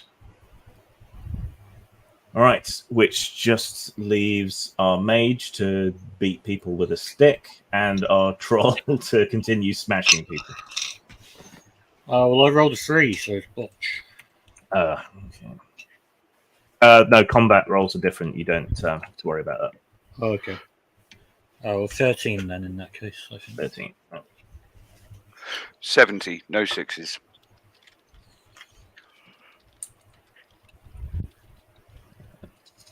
+70 +1 spite for the last turn of the magic. What did you get, Simon, again? 13. 1-3. 83 total. They only got 50. That's enough to finish them off. All right. So a few of the straggling soldiers managed to get away and join the others fleeing into the interior of the temple. But you club, beat, sword, shoot, smash the last remaining soldiers on this defensive line. The chained goblins swarm forward. Free us! Free us! They're freezing. Quick, we must light them on fire. In case you didn't get the joke, yes. Frios. Frios is cold. The temple does not have any windows. I'm going to search out one of the least dismembered bodies. Possibly the one that was just shot, actually. It's probably statistically the less. And I'm going to draw out a little obsidian blade. It's not even large enough to function as a knife, but it is very, very sharp. I'm going to drag him in front of the door of the temple, or the ziggurat, so that anybody peering out of the door can see what I'm doing. And I'm going to very slowly flay him. Oh. Good thing he's already dead. But yeah, you rapidly skin the soldier. No, not rapidly. Not rapidly. Okay. I want them to witness every stage of this. The guy with the plumes sort of shakes his fist at you. Ah, damned beast! Uncivilized behavior. I'm going to look on, like, just out of curiosity to see what their anatomy's like. Like yours, but taller. Yeah. Simply not Wifflebat. And they retreat back into the temple after you dismember this body slowly and with savor in front of them. Yes, yes. I mean, I don't eat them. Ugh, that would be disgusting. You don't eat these things, but you know. Not until they're ripe, anyway. Yes. Fresh human, ew. And I'll unloop his pinkish grey bowels and create a little sort of a little series of bunting with them. Balloon animals. Don't have time for arts and crafts, Sal. Free us! Free us! Say the goblins. Go see if there's keys to their cage or something. Okay. You sieve through the bodies until you find the key. Quick, put it through the coal sifter. Bend it back into shape with your teeth and unlock some of the goblin manacles. Yeah. They're free. Thank you. Hi there. We were sent by blah, blah, blah, blah, whose name I can't remember. To free you. You never got the goblin's name, but it was Okay. Gaucho Marx. Fuck. Yeah, all the goblins were brothers, the Marx brothers. Pico Marx, Tumbo Marx, Parker Marx, Gaucho Marx, and Pedro Marx.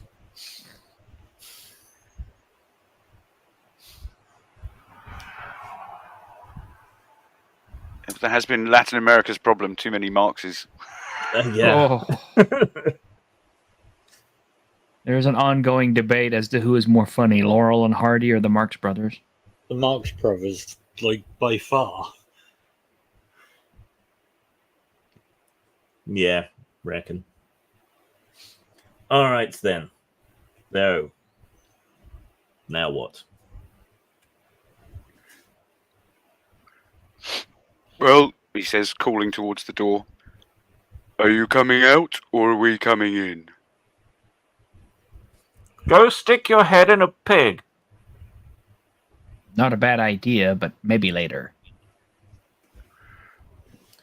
One of the goblins, a diminutive and voluptuous female, approaches Sal and tugs on his gambeson. Her, Gabison? Yes. Oh, no. You have many ouchies. Oh, one or two. Would you like them treated? Yes, that would be nice. Okay. Her and another couple of the freed goblins rapidly put together some poultices and apply them to your wounds. You may have 6 constitution back from their herbal remedies. And he sits there grinning like a child as they diligently work this. He's just sort of sat there nodding indulgently as they work around. Yeah. I'm going to ask one of the goblins if they've been in the temple with the humans. No, they keep us out. They don't let us back in there. Too many hidey holes, places to run away that we know. But soon, if they delve much deeper, they will awaken the Temple Guardian.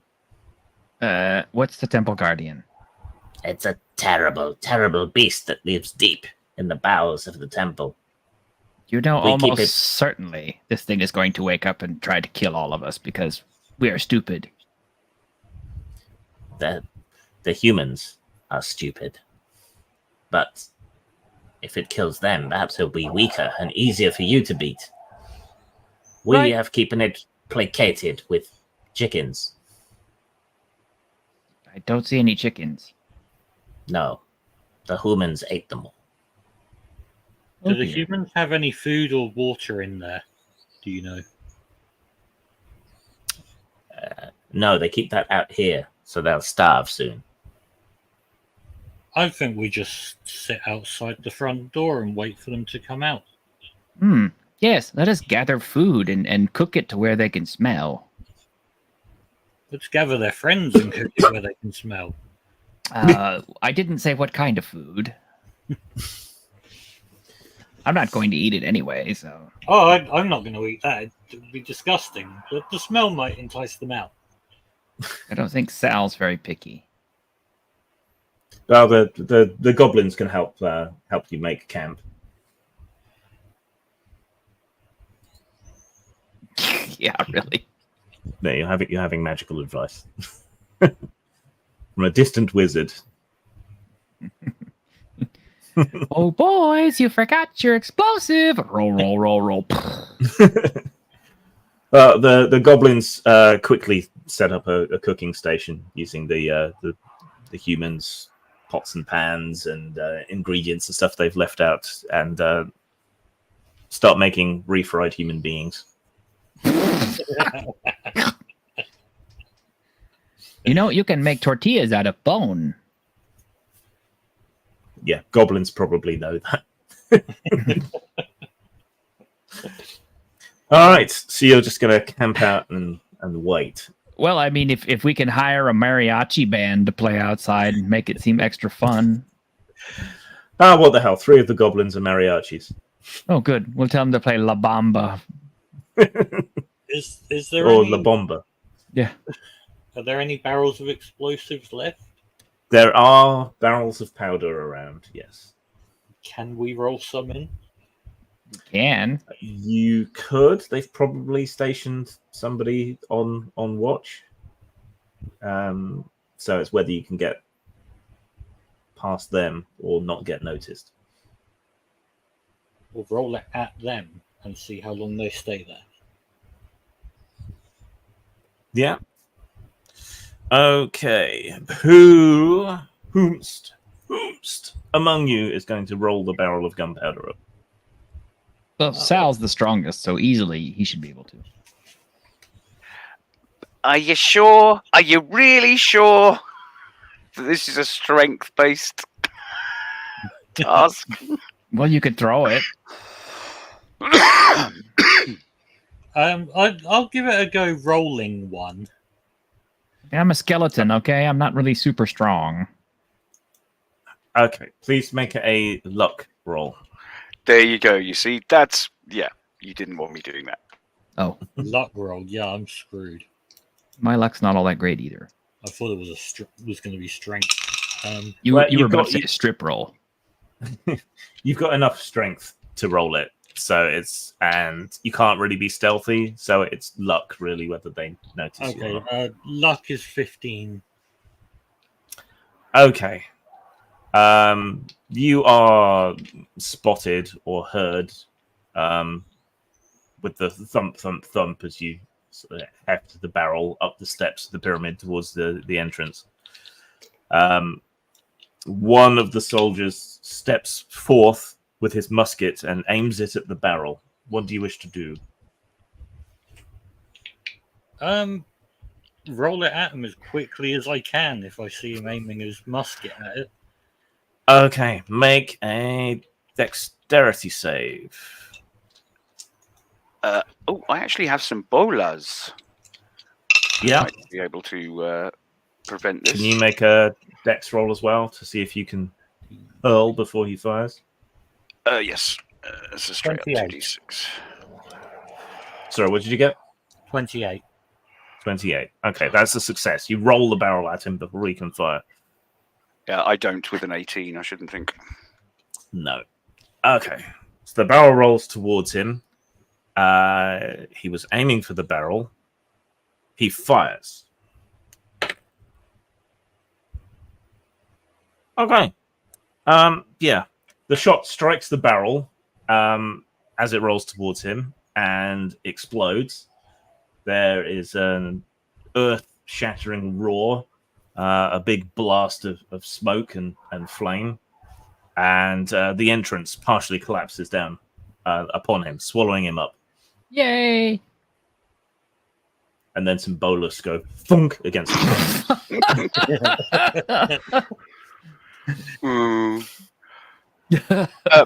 But paying close attention, where does the smoke go from the explosion?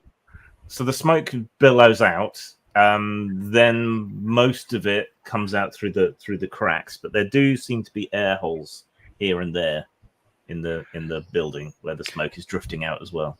Now, Sal doesn't know the word irony,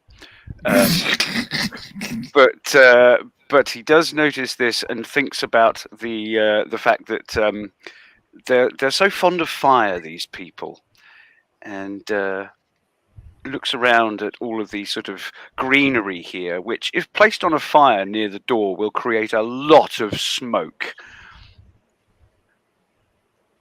Yeah, Almost certainly.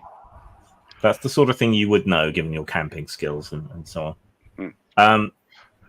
So I don't think this game is going to actually last much longer because you've got them cornered and everything. But we're at 2 hours. Does anyone need a break? Are you okay with keeping going because we're not going to be that much longer? I could use a restroom break really quick, but other than that, I'm good. Okay. Right. Let's take 10 minutes. Get a snack, and then we'll have the final confrontation when we get back. Right. So, see you in 10 minutes.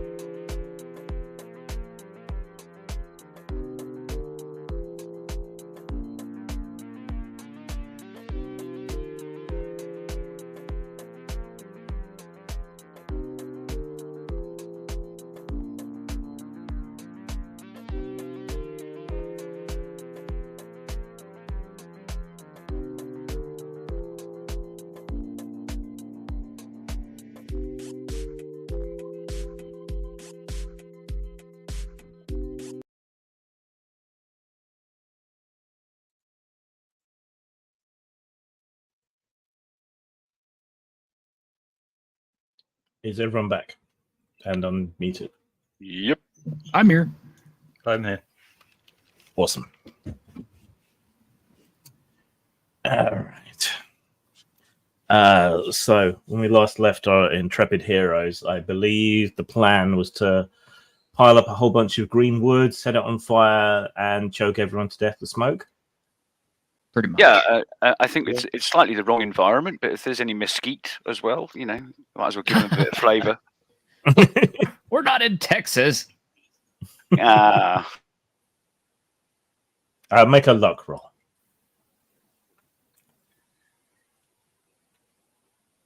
that'll be somebody with more luck than me, I would guess, or hope. I don't think I have all that much luck. I mean, I'm at an 11. Does anybody beat that? I'm as lucky as I am smart. Let's put it that way. My Not luck very. is only 6, but I can roll. Oh my god, I'm the lucky one? Okay. This could be funny. Snake eyes. That's a double. You get to roll that again. Do I? Yeah, that's good. Well, Okay. it's not great, but it's I was about to say Okay. it's snake eyes though. yeah. No, it's a 3 that's a botch. Oh. Slightly confusing. Doubles again. Double sixes. Okay, so that's 12 plus 2 is 14, and roll again.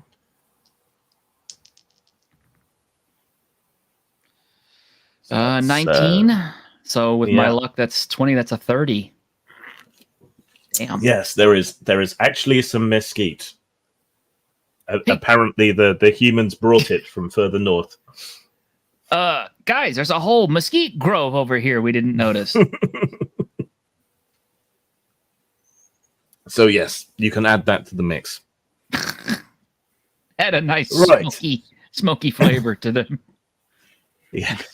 Have you guys ever eaten anything that's mesquite grilled?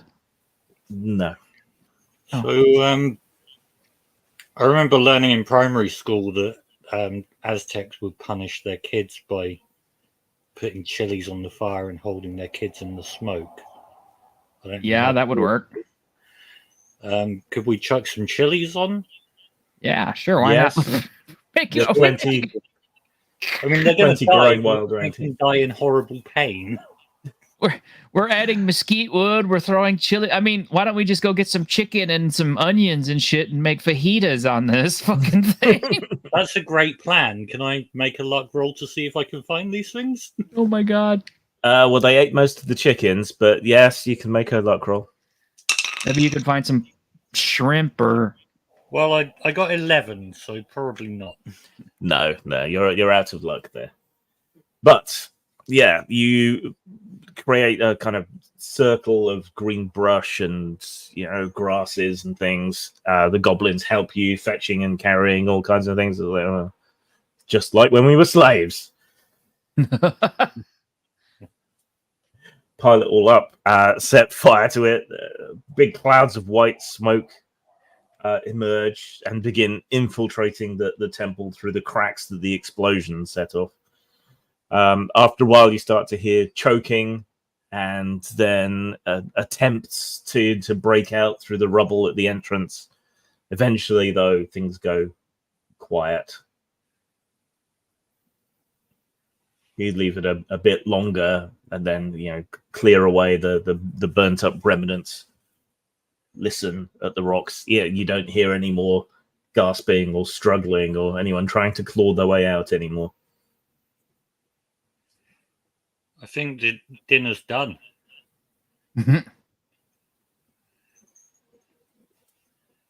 Yeah, just if there, I mean, it's a lumber camp, right? So there's going to be some rope or lianas or something hanging around. Oh, definitely. So yeah, just so that we can clear the entrance away without having to kind of risk getting buried under the rubble. Just drag it away with ropes. Yeah, ropes, planks of wood to lever it out. Yeah, and with your immense troll strength being put to the task, you easily manage to prise everything out of the entrance. There's a pile of Spanglish bodies on the other side, all nicely smoked.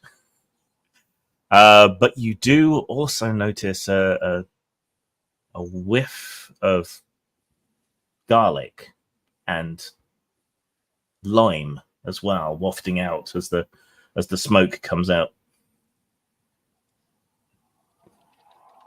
What is that? You hear a loud but distant growl and hiss, ending in a. Oh no. The beast, the beast, the beast, Say the goblins, and retreat back away from the entrance to the temple. Maybe we should do as they do.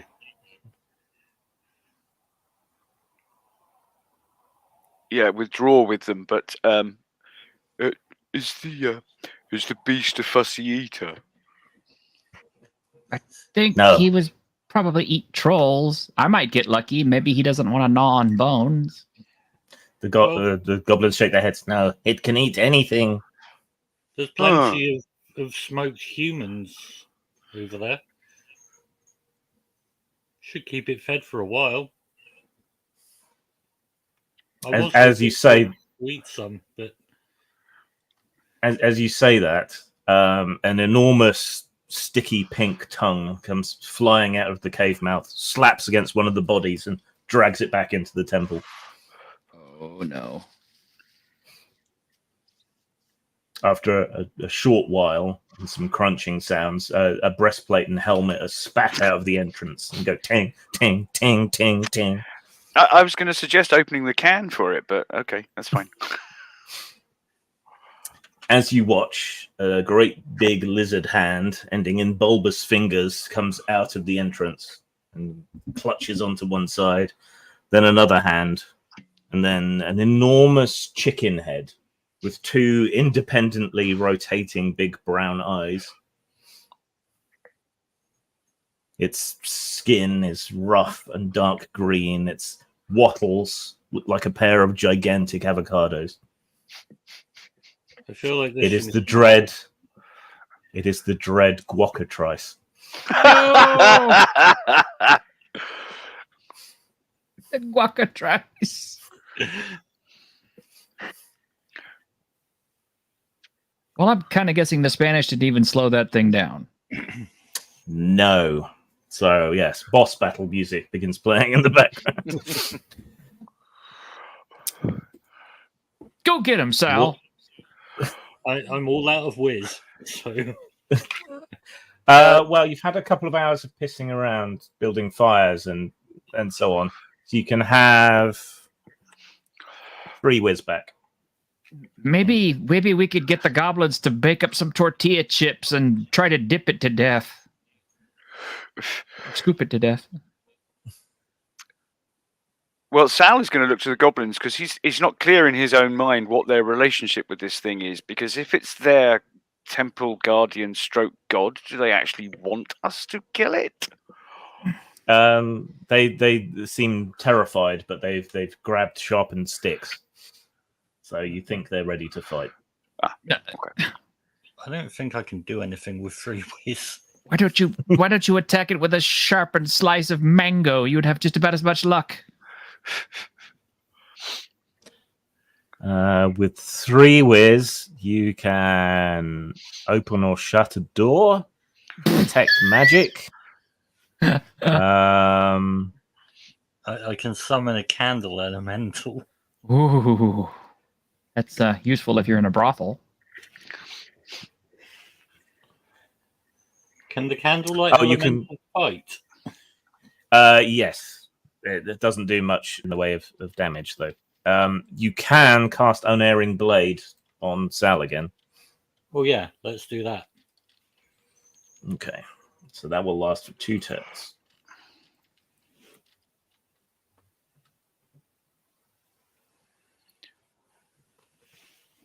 Oh. Right. Sal actually, his shoulders are a little bit kind of down, and he's a little bit sort of crestfallen at this. Oh, are we sure? I mean, it is rather impressive, isn't it? It's impressively deadly.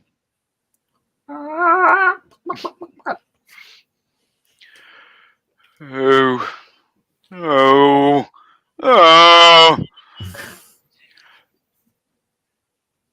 All You can right. do it, Sal. You can do it. It crawls out of the entrance, and the stench of garlic and lime becomes overwhelming. But thankfully, you're outside. If you were inside, you think it would make your eyes water too much to fight effectively. Sal looks down at this dwarf. Yes, I know I can do it. It's whether I should do it that's the question. I bet it'll taste good if we cook it afterwards. Hmm. Can't argue with this logic. I mean, it's making me look hungry, and I don't even eat. It's just been fed smoked human, and you know. Oh, it's like one of those dishes that they serve, isn't it? Where there's a human inside a cockatrice inside a. No, I think it's an appetizer, so that means there could be a tarantulada somewhere around here. Yes, you should have made those. I should have done. Just All right. for the supplement, I guess.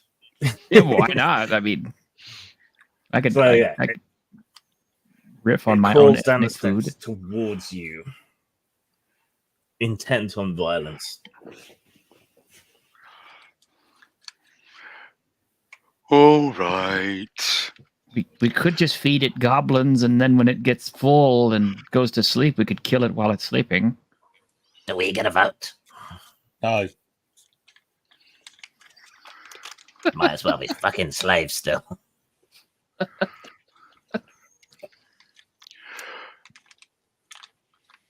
I hit it with my axe. Okay, half-heartedly and with an enormous shrug of his trollish shoulders, Sal belts it one. What are you two doing? I'm gonna ineffectually club it. The There's goblins still one. rush up alongside you with their pointy sticks and jab at it as well. There's still one barrel of unexploded gunpowder. Probably, Yes. but everyone So, else is in melee with it, so is exploding it a terribly great idea?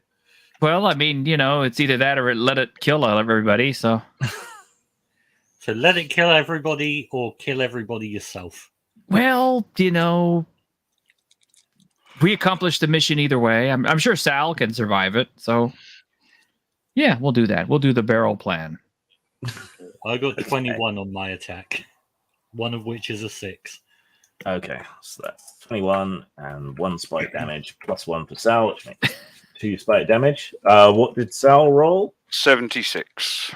76. Any sixes? No sixes. No just- sixes. Nope. It's been unbelievable. I had one roll where I had like 5 sixes in one roll, and everything else I've had barely any. I have one spell, but I can't cast it. Yeah, you know how to cast it, you just can't. I'm stupid. T-shirt, can you make a dexterity save, please? Well, I can roll it. I can't say I can make it, but that would be a 13. Right. So you grab the barrel of gunpowder, fully intent on blowing this thing up, and swing it at it, but its lashing tail just knocks the barrel flying into the forest. There is a distant explosion. Well, shit. But I'll let you join in the combat anyway with your Wakizashi, because you're a weeb. Okay. Yes. Harry Hausen! 13, 14, 15 from spite. So one of those is a 6, yeah? Yeah. Okay. So 14. 70, 80, 96, 97, 107, 111, and 3 spikes. Which so. Right. The goblins charge in to fight alongside you. Not quite sure how much use that is going to be. They're only armed with a pointed stick.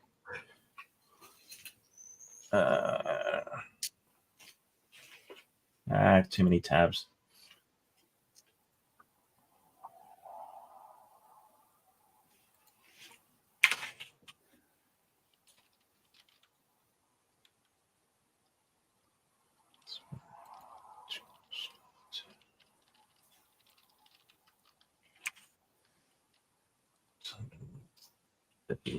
Okay, the Gwockatrice rolls its attack.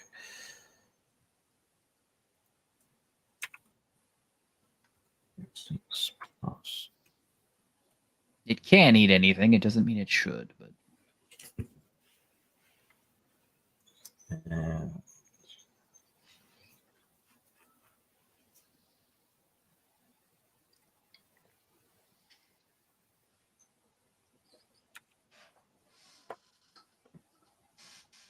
hang on.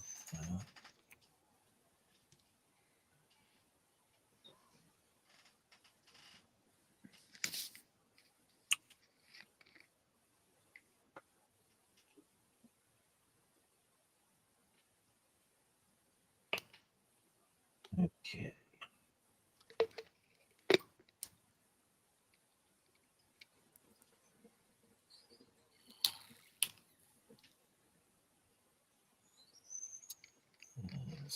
That's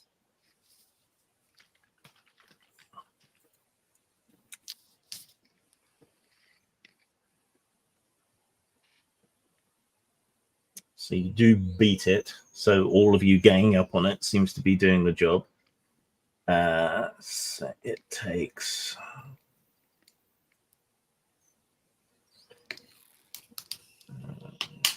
62 points of damage.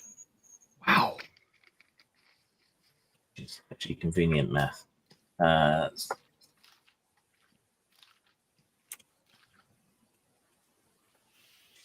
Okay.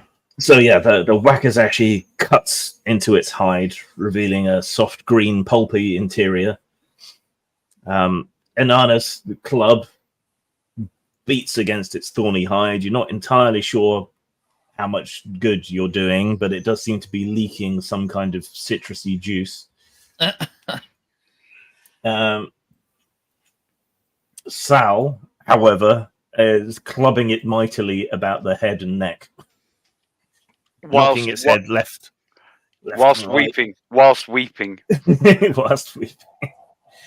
Okay, then it takes another 5 spike damage. And it does 3 spike damage to Sal. So it manages to rake its claws across your chest, tearing open part of your gambeson. And that bypasses armor, right? Spike damage. Yeah. Yep. Its enormous brown eyes fix upon one of the goblins. There is a strange sound, a bit like a theremin. And the goblin transforms into guacamole and explodes. What the fuck?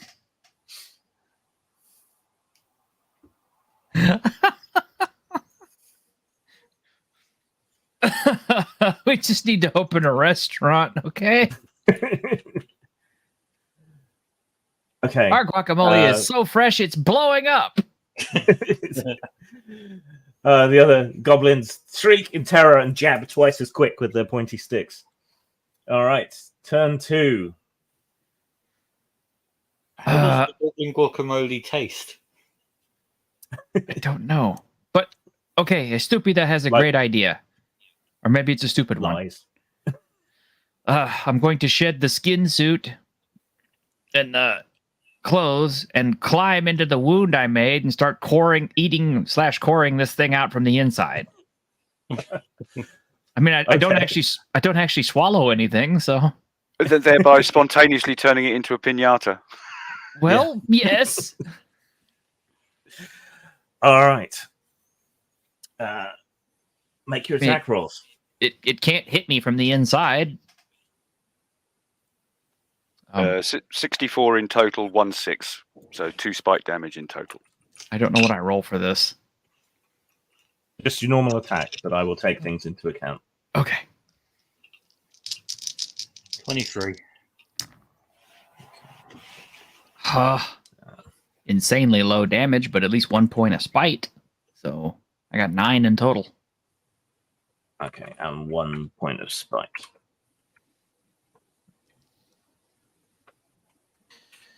What did Inanna get? 23. 23. Any spite? No spite. Okay. And Sal? Sorry, yes, 64, 1 spite, plus 1 from the spell.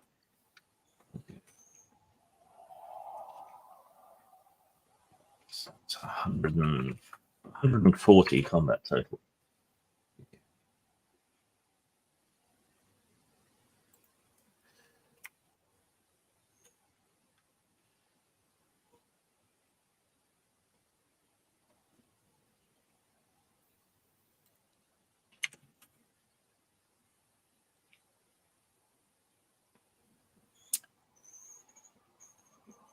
No, that's not right.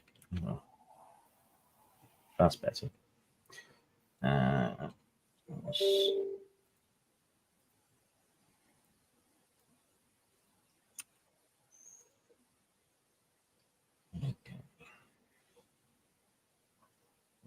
2.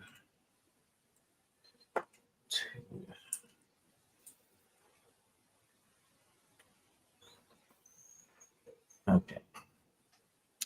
Right, you continue to beat and club and stab at it. It whips around and pecks at Estupida as she climbs into its gaping side wound. So Estupida takes 2 constitution damage. Ow. As you're climbing through its guts, reaching for the giant stone at its green squishy center, fixes its great big brown eyes on Inanna, and there's that noise again. Right, I need Inanna to make a luck save.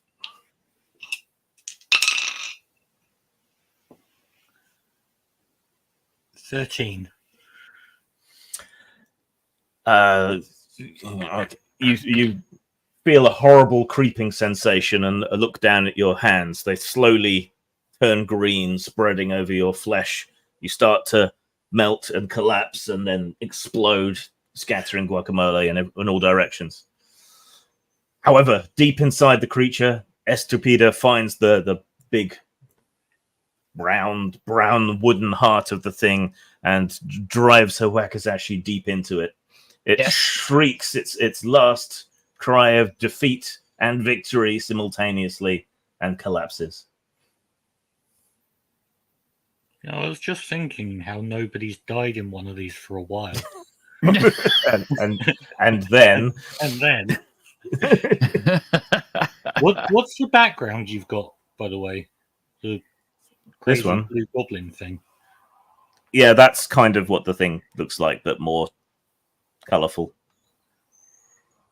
Is that by anyone, or is that like AI generated? That's it. It's an AI thing with a few influences from South American artists and Massimo Bellardinelli, who drew quite a lot on Mesoamerican stuff for his comic book illustrations. All right. But despite losing your compatriot, you have successfully beaten the thing to death and liberated the goblins. They fill your purses and your backpacks with shiny rocks, and you are able to return to report back to Gaucho Marx that you've liberated his people and driven off the Spanglish. Can we pin Ghoul's comment? Which one? The last one.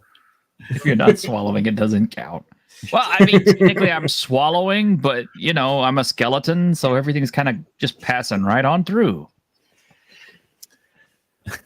So other things I came up with that I didn't end up throwing in. The Chalupa Cabra.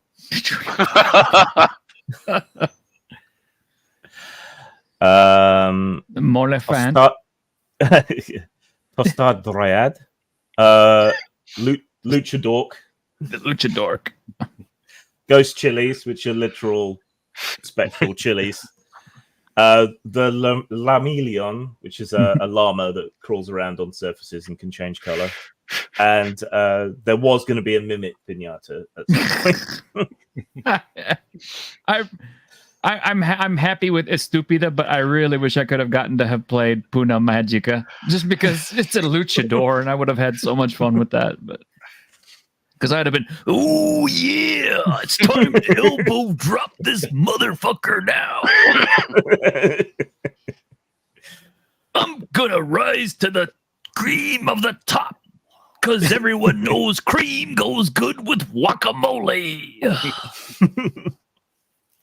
Yeah, so Puna Magica is an ogre luchadora whose fists do 7d6 plus 34 damage. Yeah.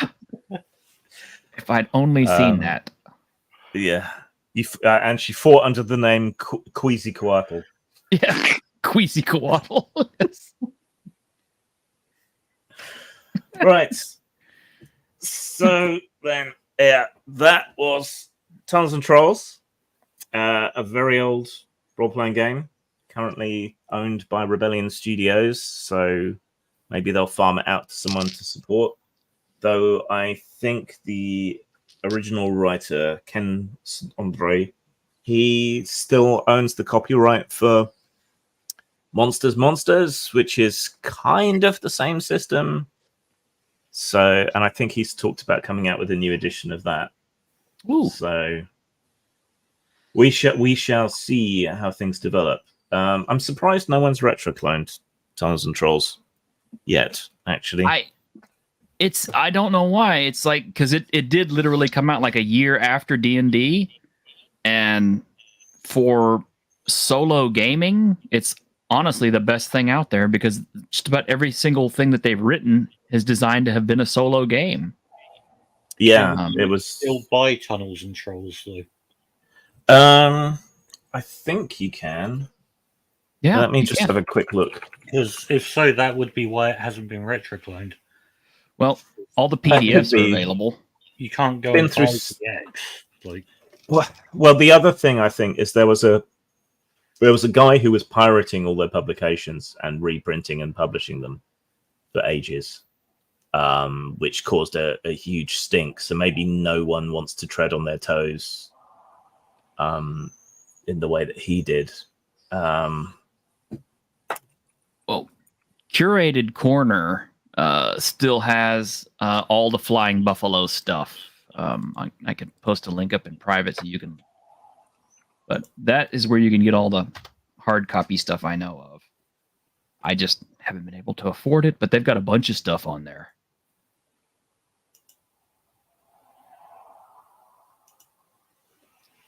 You can also check up on eBay because sometimes, well, I like Legenda and stuff like that. Brand new editions, they put them out on eBay.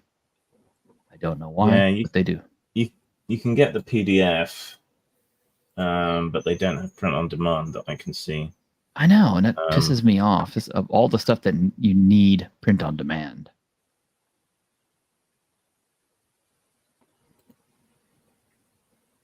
Rebellion's actually got a site up for it now. Mm-hmm. Checking it myself. Full statement from Rebellion. Yeah. What else has Rebellion done? So they're primarily a computer game studio, but they also own the 2000 AD licenses because they own the comic. So they used to partner with Mongoose, and they did those traveler versions of Strontium Dog and Dread. Isn't Mongoose owned by the same group of companies? I think so, but they seem to have stopped using Mongoose. I'm not sure There was who another, they've used.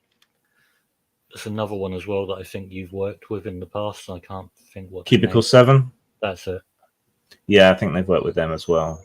Yeah, I think they're also owned by the same company, if I remember rightly, or at least one of them anyway. And it is notable too that if you look at the bottom, it does say buy the classic game. They do take you to Drive-Thru RPG for the PDS, but they also take you to Curated Corner for the physical books. So where you can still get them. So yeah, so that's official for now. Yeah. They don't have everything because if you look at the amount of stuff for Tunnels and Trolls, it's immense. Yeah. Some of the covers of the solo game books were done by the same guy who used to do the covers for Terry Pratchett's Discworld novels. Yeah. Yeah, that's what gets me is it was great stuff. It always kind of flew under everybody's radar because, D&D, biggest name in gaming. I always thought Tunnels and Trolls was more catchy myself. It's fun. The system's quirky, and it has its issues in that you tend to lose really badly if you're going to lose, and win really easily if you're going to win. Yeah, so it could do with a few more options and things to stop that happening quite so much. Mm-hmm. I've got some of these. Yeah, and these are the same guys who did the Grimtooth series, which I remember those growing up. Everybody, bring out their weirdly, Tunnels and Trolls was quite big in Japan early on as well, which is a weird one. No, I can understand why, because in Japan they don't do all the funky dice; they do D6s. Yeah, it uses D6s. Yeah, I was just thinking. Yeah, so it kind of fits their motif pretty well. Oh, that's wait, we should try. War? I forgot they did Nuclear War. Yeah, sorry, what were you saying? Nuclear War. That is one we should try. We should pull out the Japanese system, the one that's really popular. Yeah, I can't remember what it's called. Sword World. Yeah. We should play Sword World. Well, all I've got is Goblin Slayer, which uses basically the same system. So. Well, we need to play that then. Yeah. Okay. We're probably going to play Star Blazer Adventures next time.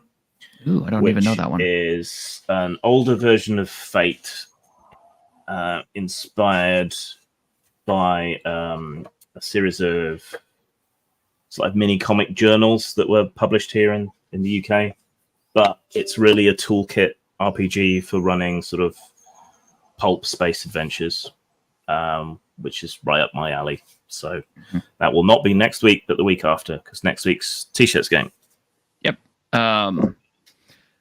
Tuesday we're doing our midweek in Geek, which I don't have a name for it yet, but I don't know if you're going to be able to attend, Grim. I don't know. Probably not. Yeah, got a lot of stuff going on, so I can't really take yet another night out. Anything else anyone wants to pimp or talk about? I don't really have anything RPG related to pimp because I'm nobody. But you do make stuff, don't you? Yes. Go on, tell us about what you make. I make fancy dice bags. I don't have one to hand because I've sold them all. Otherwise, I'd put one on the camera. Cool. Yeah, I make nice things from leather. You can contact me via my website, ectmagic.com. So I primarily make stuff for magicians, but being a nerd, I can make anything from leather. So fancy dice bags and stuff. Cool. All right. We'll draw it to a close there then. Slightly shorter game than usual, but that's Tunnels and Trolls for you. It's quick and easy. So yeah, we'll see you for T-shirts game, Darwin's World, next week on his channel, which is T-shirted Historian. Go and subscribe. Unless you're already watching. Mongolians. Mongolians. Unless you're already watching it on T-shirts channel, in which case go and sub to me at Grim Streams for this and post-mortem video for my regular stuff. Cool. Right. Night all. Bye, guys. Bye.